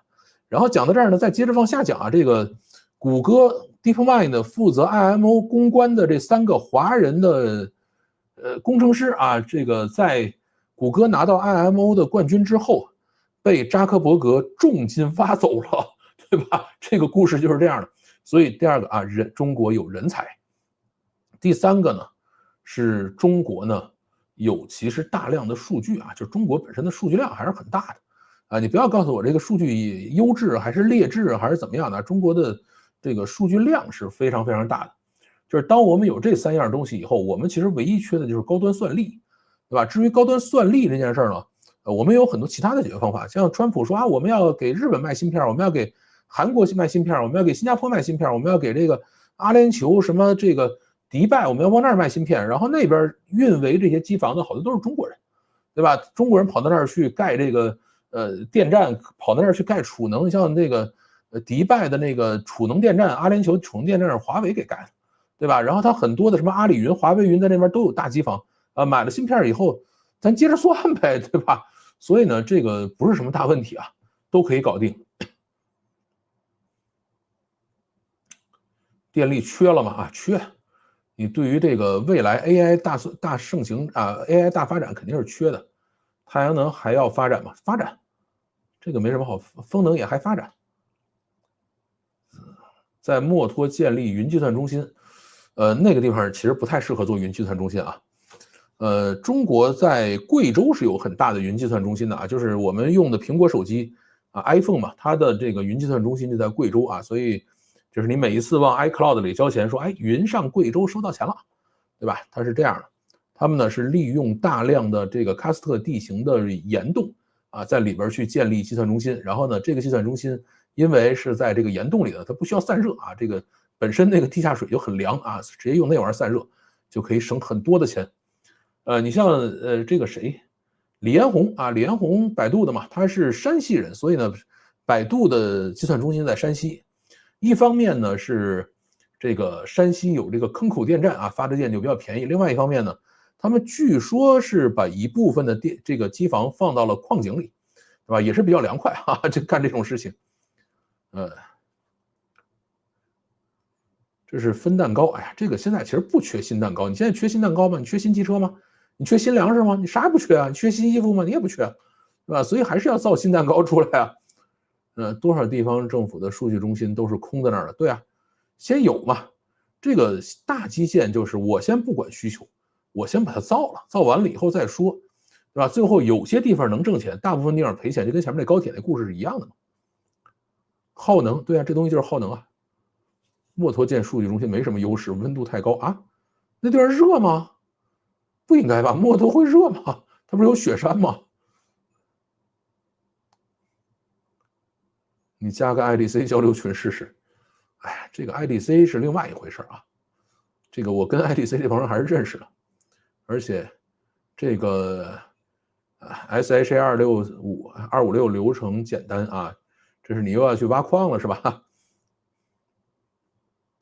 政府去建的数据中心好多都是严重浪费啊，这个是真的。因为我们以前跟他们打过交道，他们手里头有一些资源你拿不到啊，比如说这个叫什么来着，就是就是万兆网口啊，或者什么这种东西你拿不到。还有呢，就是 IPv4 的这个地址资源你也拿不到，然后很多牌照只有他有，所以你最后只能跟他合作啊。这个中国很多的云计算中心都是跟这帮政府的人去合作的。中国的芯片耗能和散热都很感人啊，这个是真的。然后找一面去证明自己正确而已，这个倒不用证明自己正确嘛，就是说大家开心就好了。雅安、雄安啊，雅安不知道，这个理论上可以水冷啊，但是墨脱适合建房的地方不是很多啊。毕竟是个河谷啊，就没必要在墨脱建嘛。它既然已经可以高压输电把它那个电弄出来了，你就可以把这个电弄到贵州去用嘛。墨脱就是大烂尾啊，墨脱其实烂尾的机会不太大，因为它相对来说比较简单啊，越简单的工程越容易做成。投资这个项目太晚了啊，这里投1.2万亿，就少1.2万亿，不少。现在印了大量的钱在金融系统里赚不出来呢，先把它花了再说吧。负债都是大陆人民买单，哎，这个就属于这个小农意识在思考这个国家金融问题啊。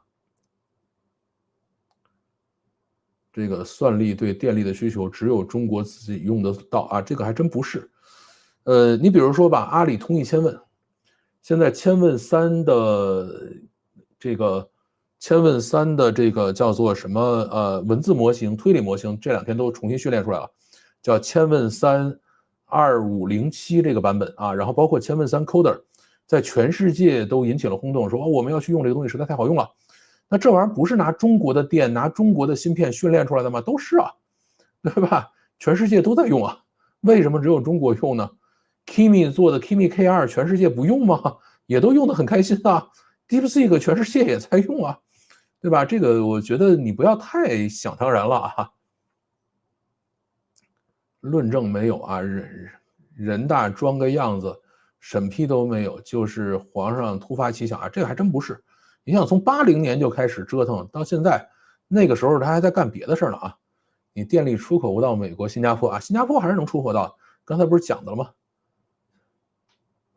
自建水电站啊，算币的年代被禁止了，他们自己来搞一个。对呀，现在就是币不允许玩啊，但是 AI 可以玩啊。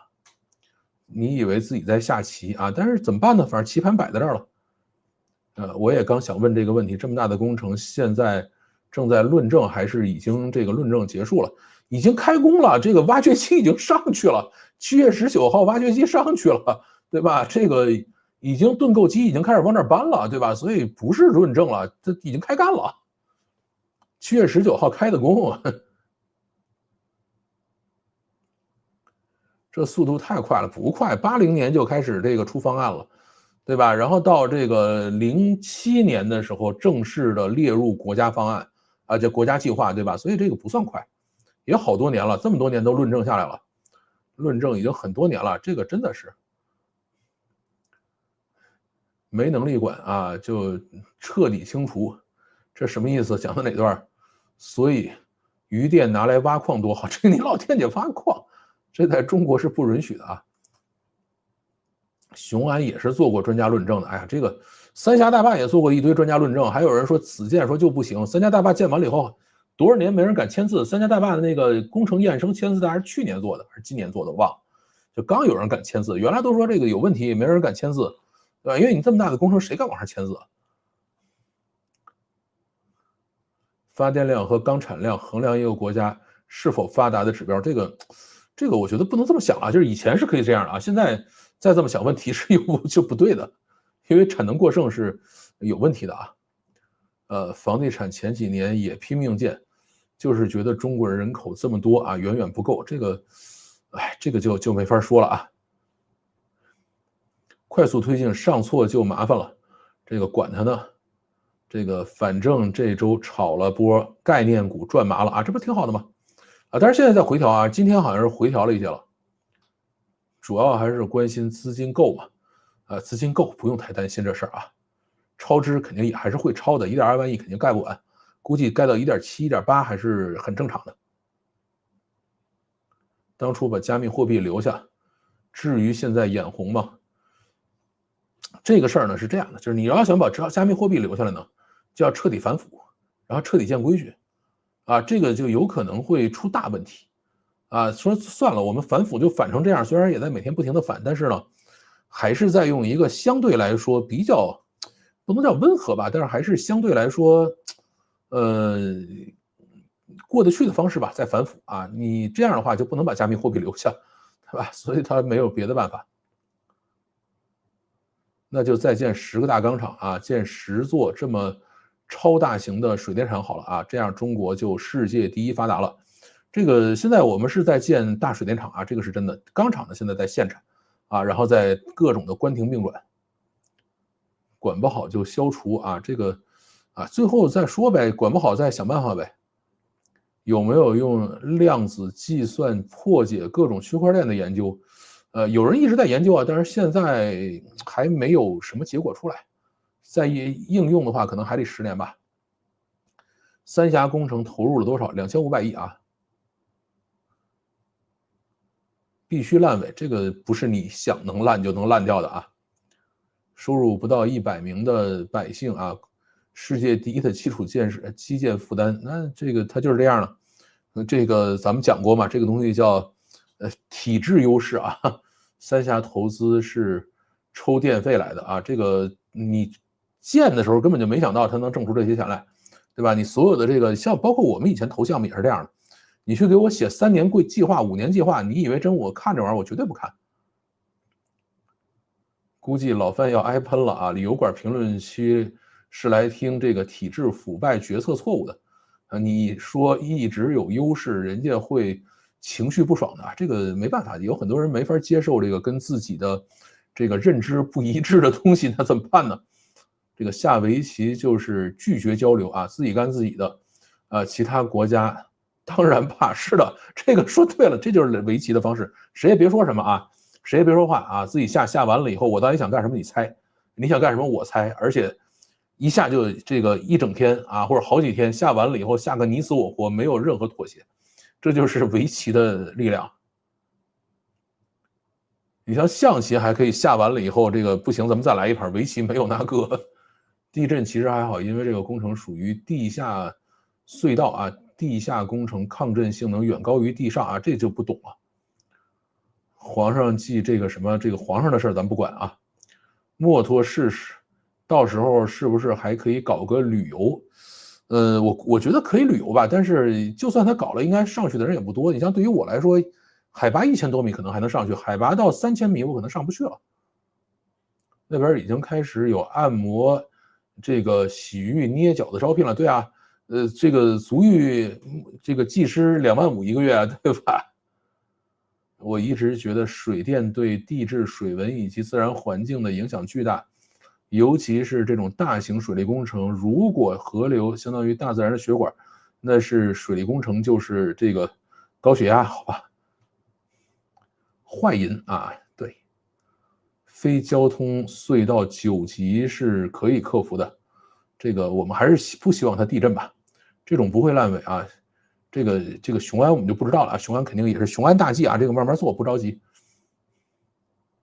这种工程啊，利益集团其实这个你说的对啊，利益集团最爱了。这个因为它比较简单啊，这个该谁掏钱啊？国家掏钱，然后呢，剩下人就都去挣钱去了，然后把水电站盖好了，然后发电啊，大家也接着挣钱啊，没什么问题。你像高速公路最后盖完了赔钱赔成那样，对吧？他们也都盖出来了嘛，也没有说我盖的一半不盖了的。因为盖高速公路的时候国家拨了款了，盖完了以后虽然我收不上钱来了，但是我也安排一帮人坐在这收呢，对吧？这个事儿其实不那么容易烂尾。低于11级地震啊，能震出大裂谷，这个就别想这个了，咱们就别惦记地震的事了啊。三峡大坝也好啊，墨脱水电站也好，看起来水是不少，但对于地球和地核来说，那一点水就是摩天大楼里的一瓶矿泉水。这个，怎么说呢？就是对于当地的生态肯定有影响，但是对于整个地球来说，真的可能选界之极啊。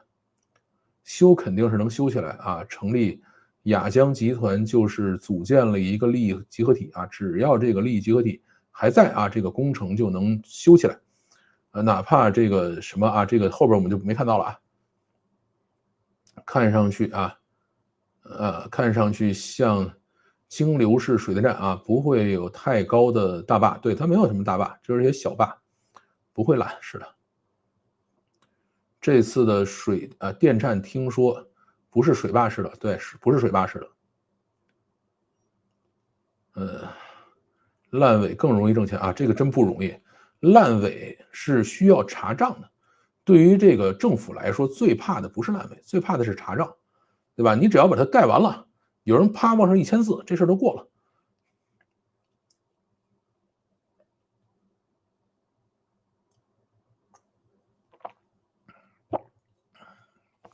这个电价涨价呢，其实跟修三峡没什么关系啊，那是通货膨胀的事情。你以为先拿到工程款吗？对啊，这个肯定也是分批次给啊。听说那个地方是亚欧板块的交界地震带，是的，它是喜马拉雅地震带。南北极融冰啊，水电站比这个容易影响还大吗？这个南北极融冰肯定是要比水电站的影响大得多啊。标题有错别字是吗？回头去研究一下。现在好多拿不到政府的这个工程款的，特别是民营的那些建筑公司啊，是的，拿不到你还没地儿告他去。评论区坏银太多啊，那这坏呗，不户主的都是坏银，你就是坏银。水电算不算绿色能源？算。应该像你一样，这个，哎呀，这个大家不要瞎讲嘛。拿不到那些跟你拿不到那是你没关系啊，那个利益集团啊没有关系啊，这个肯定是有关系的。层层转包啊，这个像他这其实不太好转包，因为他这种工程难度实在太大了，没人敢包啊，他小包工队不敢包这种东西。香港用天然气自行发电啊，澳门有这个什么，这不是发过了吗？潮汕的这个盾构家族又要赚钱了，是的，钱的大头是利益集团。哎呀，这个你首先让他动啊，这个否则利益集团就把钱都搬到国外去了。氦气球有掉下来的可能性，对流层有上下的风道，如果遇到这个向下的，那么无重力飘航被按地上的可能性不小。这个我觉得他们肯定还是会去看天气预报的吧？咱们都能想到的事儿，人家玩这事儿能想不明白吗？飞滑翔伞的时候遇到这个，向下气流就会提前几公里就带那个躲着走啊，人家肯定看天气预报，不用我们担这心。有钱哪怕烧了呢，也不能发给老百姓啊，对，这个是肯定不能发的，这个坚决不能发啊。印度怕是那条路啊，既然可以走重型工程车，同样可以走重型运兵车和坦克，啊，这个，哎呀，印度我觉得想多了。为什么这么喜欢搞工程，以工代赈？以工代赈的时候，你可控性强啊，就这么简单。这个将来会藏水入江吗？这真不知道啊，还没研究这事儿呢。来了点赞啊，欢迎。这个倒是让我想起2012这个电影了，喜马拉雅山挖空了，里边造诺亚方舟，哎，有点像这感觉啊，这真的有点像。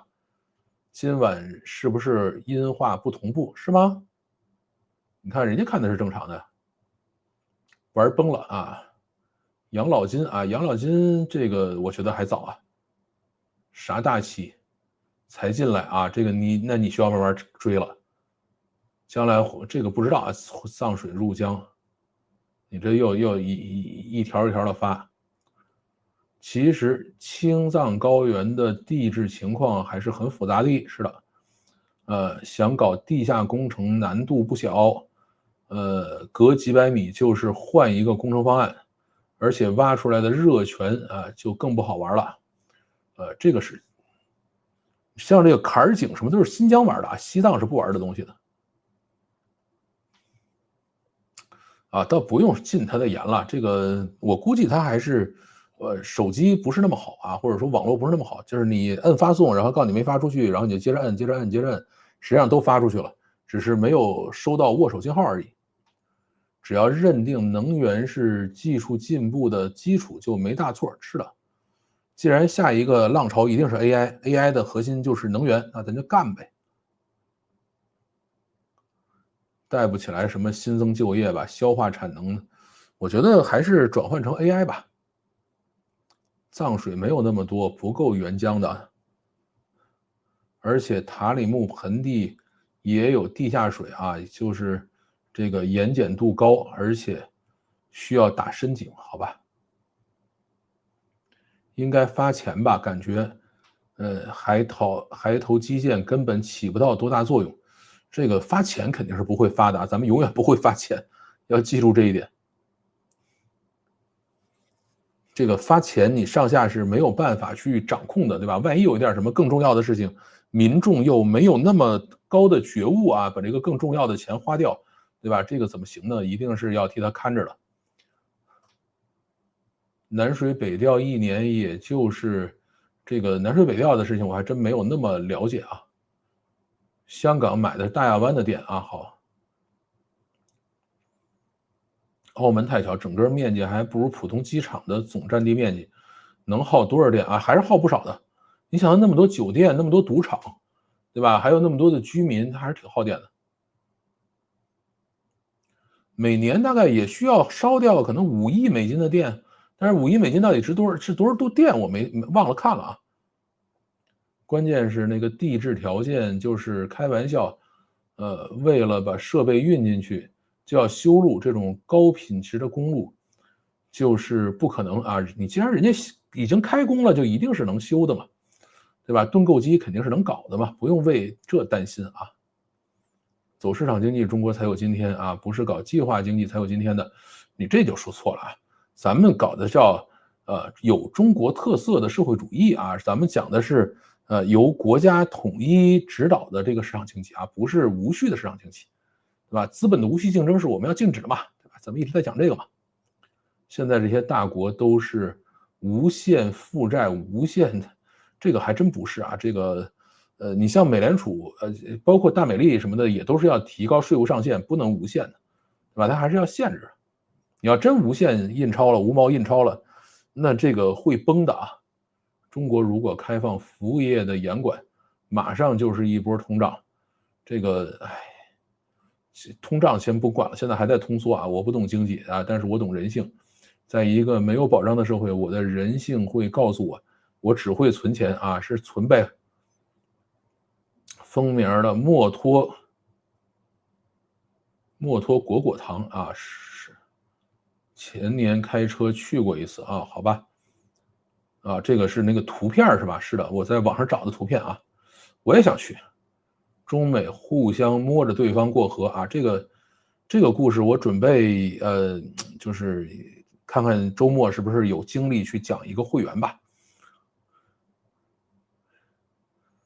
真放开了服务业，又会觉得乱了啊！这个真的是一抓就死，一放就乱。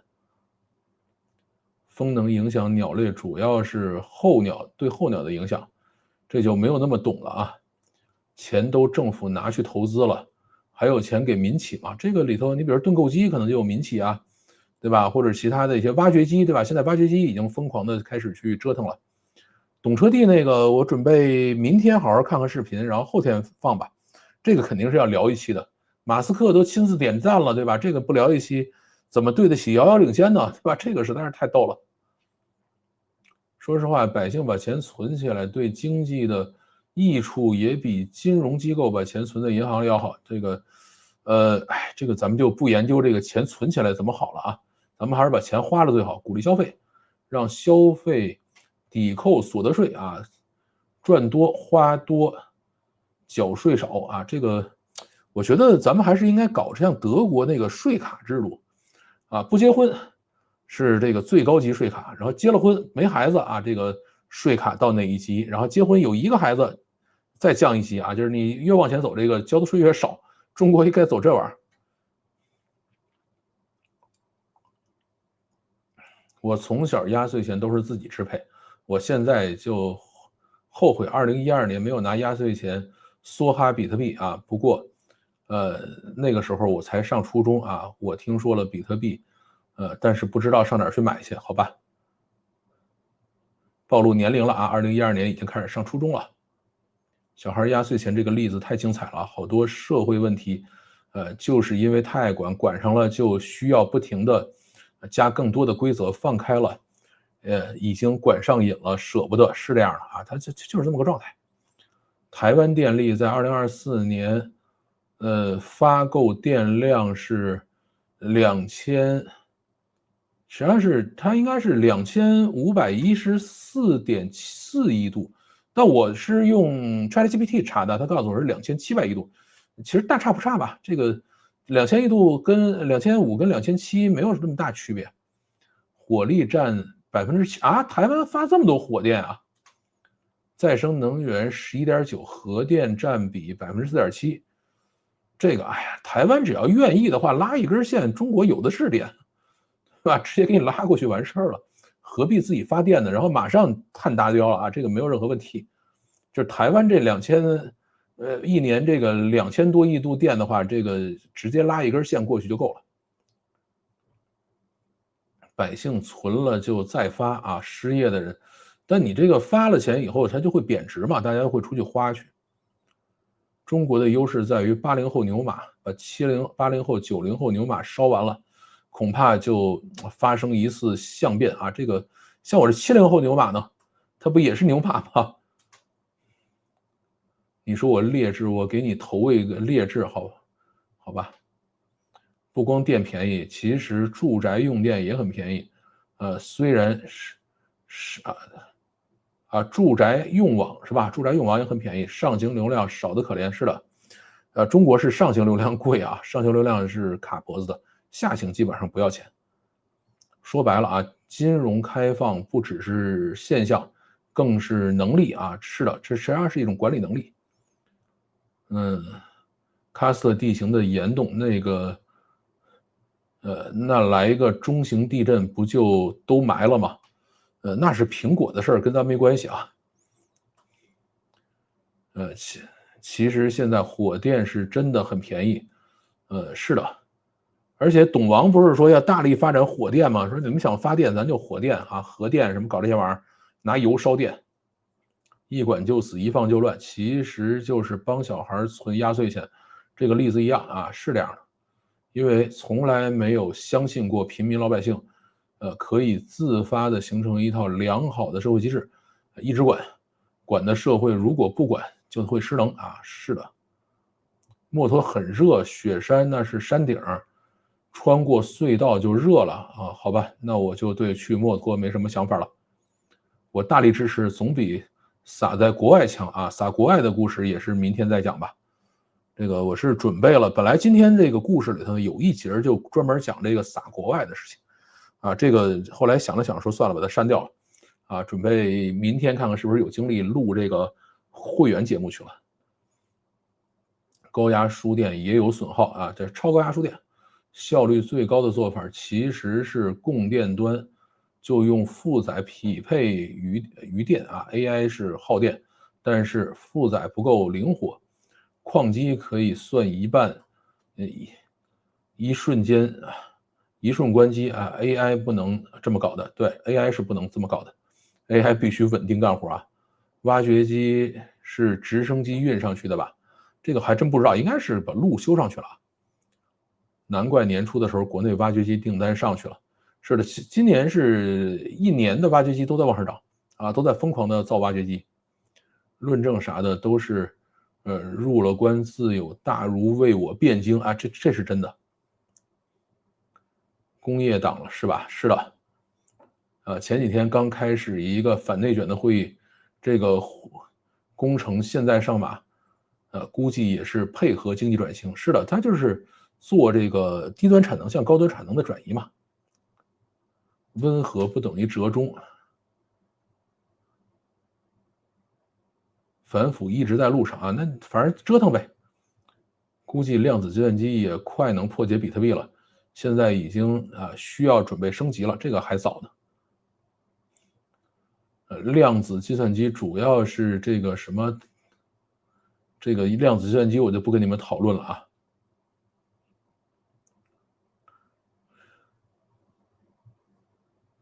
到时候如果大家不升级，比特币会取不出来的。看来你对这个东西还没有那么了解啊！你可以看看我原来专门做过一期量子计算机破解比特币的这个视频，应该是在去年做的还是前年做的，我忘记了。专门这个研究量子计算机的这个破解比特币的这个也算是从业者吧专门录了一期节目。墨脱旅游不用的时候啊，现在就是地方经济的支柱。什么叫墨脱旅游不用的时候？雄安是另外一回事，对地壳没有任何影响啊，最多是影响一下地下水，或者是造成局部地陷啊，这个就不知道了。亚夏项目刚官宣的时候，让我想起了罗斯福新政时期一系列的大基建啊。对，现在美国用的好多那个水电站还是罗斯福新政的时候建的呢。政治任务啊，这一盘大棋嘛，没告诉你。这就想多了啊，层层转包是必然的，但不细看的话，表面上不会有啥问题。看情况吧，出事查账才会查出猫腻，那就查吧。利益集团的关系也是被动的啊，也是动态的啊。接工程的时候的关系到了这个结款的时候，这个不会那么动态啊，因为他们敢拿钱还是要相对稳定一点。前几年看过报道啊，规划的雅江的水引到塔克拉玛干沙漠去搞绿洲，叫红旗渠啊，这个有这个项目，但是呢，到目前为止其实没有一个正式的确认立项吧。煤电污染、风电不稳定、光电晚上用不了，天然气成本太高，核电你说怕死，水电你说闹地震，你在你家摩擦起电算了。这个有些人他就是这样的，怎么办呢？颈椎手术效果怎么样啊？还行吧，反正还活蹦乱跳的。市场经济是有的，只是虚拟化运行，host 系统是计划经济啊，这个就不知道了啊，无法置评这个。然后啊，我觉得还是应该搞一点 UBI 全民基本收入啊，我其实是非常讨厌 UBI 这个理论的啊，我是认为这个是有巨大问题的啊。至于说怎么解决AI 时代人的就业问题的话，我是在会员频道上周放了一期节目出来，就是在讲说，我对 AI 时代的一些设想啊，我肯定跟山姆奥特曼他们是不一样的，他们就认为说AI 已经可以干得比人好了，我们只要上 UBI 就完事儿了啊，我是不认可这件事儿。德国的税卡是要配合福利制度的，对的，中国反正先把税收了吧，是福利制度再说呗。骆驼捏脚按摩都有啊，那个地方可热闹了。23年去的时候，竟然在路上看到未来的保姆车，跟司机师傅沟通，说是去那里给未来汽车充电，震惊了，好吧？看来那里还有充电站啊！来听老范，欢迎老范来加拿大。哎呀，我这个很痛苦，现在天津报名的人不够多呀。讲到这儿跟大家说啊，我计划在下周四7月31号下午在天津做一场线下活动啊，我们这个350人里头有没有在天津的啊？欢迎来报名参加。天津啊，一下午吧，大家可以见面活捉老范啊，这个现场提出问题，现场解答，现场讨论和碰撞。现在币圈都是搞助记词啊，很少有独立生成密匙的啊，量子计算机真打穿了这个啊，助记词还是太麻烦了。看了懂车帝和央视自动驾驶的这个是准备做一个啊，预期买啊，我还等着买。但是这个东西是这样，就是怎么说呢？你首先算力硬件平台要够，后面你做软件升级呗，对吧？这个还是可以升上去的。我反而不担心工程会豆腐渣工程，就那个超高的难度，想豆腐渣都难。对的，你豆腐渣立不起来啊。活动内容是啥？就是大家先提出问题，然后我们到现场去讨论和解答，对吧？主要是讲 AI 时代啊，每一个个人啊应该如何自处，以及啊 AI 时代的这个公司应该向哪个方向发展啊？咱们讲这两件事。皮衣刀客接受央视采访的事儿，这个没啥好讲的，这哥们儿就是太油滑了，讲的都是你爱听的，对吧？这玩意儿就跟那个你碰到一算命先生，算命先生说：“哎，你这人实在是好啊，这个长得也好，然后命也好，是他就上来讲这个了。你说你听他干嘛？我想来啊，可自己形象不好啊，怕给你丢人。不过真想去，那来呗，怕什么？你像我这形象也不好，对吧？咱们大不了就是你选说我不愿意出镜，那咱们就现场不做不开直播不就完了吗？啊，咱们自己聊就好了。但是呢，第一个是收费的啊，咱们要说清楚这是收费的，199一个人啊，这是收费活动。然后呢，收的钱呢，我们会在现场发红包，然后呢给大家买吃的。另外呢，必须要提出问题来啊，你要没有问题的话，到现场来是不行的。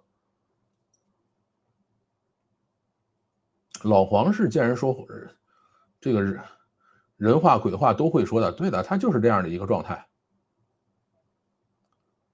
抗量子这个，我们不研究这个抗量子了。人民的幸福感不能纯靠科技提升，自古喜欢治水、修墙、拜皇帝的地方，现代化之后依然在用更先进的手段做同样的事情，这个我们就不做评论了啊。怎么报名啊？在这个我的帖子上有啊，帖子上有。然后呢，我也把这个叫做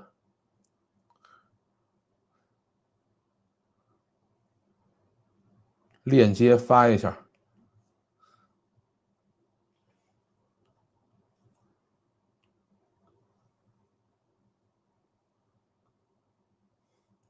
点击这个链接就可以报名啊，但是，你们也可以到 Discord 群里头去看，然后也可以到这个视频啊，就是频道的帖子里边去看啊，这都是没问题的。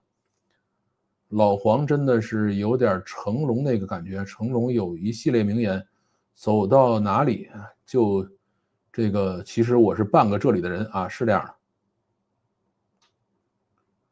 想问问老范，现在自动驾驶都说 L2，但是武汉的萝卜快跑明明是无人驾驶，哎，其实就是 L2.9999啊。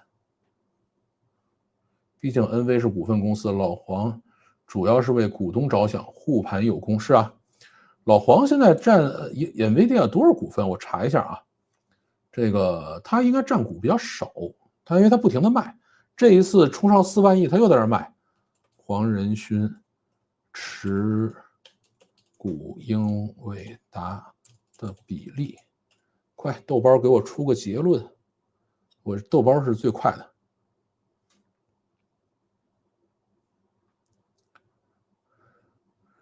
占股4%啊，他是占这个。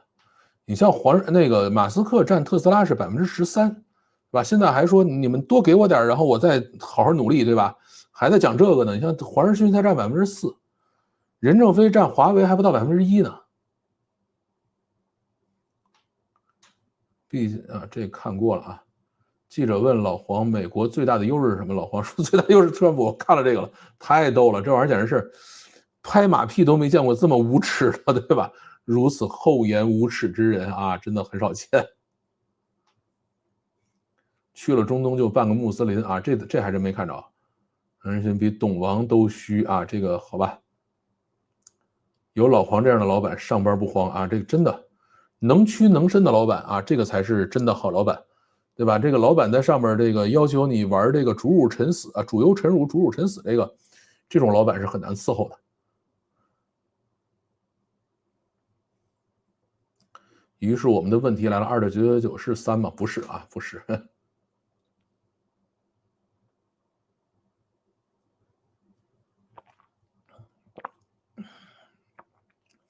好啊，这个今天我们差不多到这里了，问题都答完了啊。这个还有问题就赶快发，然后我去喝口水。讲一下吧，明天啊，我应该会去录，把这个懂车帝的这个视频看一下，然后跟大家录一期节目，讲一讲这个事情。但是这个节目大概是在礼拜天上午8点半才可以放出来了啊。然后，会员节目的话，我是准备了一半啊，就是最近的一些数据，比如说，上半年 GDP 5.3，对吧？然后，这个我们的美债不断下降，这个。美元的这个叫做什么也是不断的下降，我们美元的这个储备也不断的下降，我们到底干嘛去了，对吧？这个就是我等于一盘大棋嘛，后边还要讲一些别的更大的棋啊，这个是今天可能会讲吧，但是不一定啊，也准备不好就不讲了。这个话题对于我来说还是稍微的费点劲。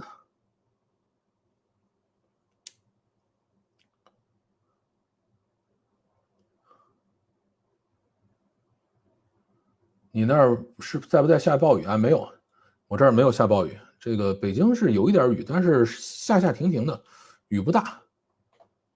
看河北确实是有些地方淹了啊，辛苦大家愉快啊，这个是周末愉快。天津的话，这个看看有多少人能来吧。如果实在来的人少的话，我们再看看怎么调整形势吧。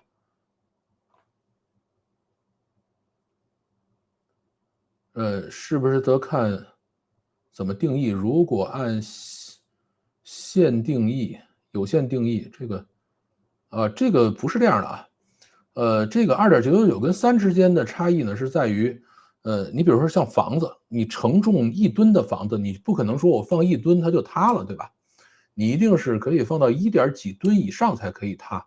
所以呢，我觉得这个所谓的 L3呢，一定不是说我刚刚能够达到3，差一点就不行，对吧？而是说我可能能够达到3.2、3.5，你才可以说自己是3啊。你这儿你是在河北吗？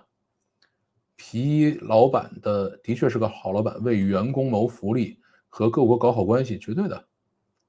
帝都空气炸锅休息一阵啊，改个蒸屉了吧？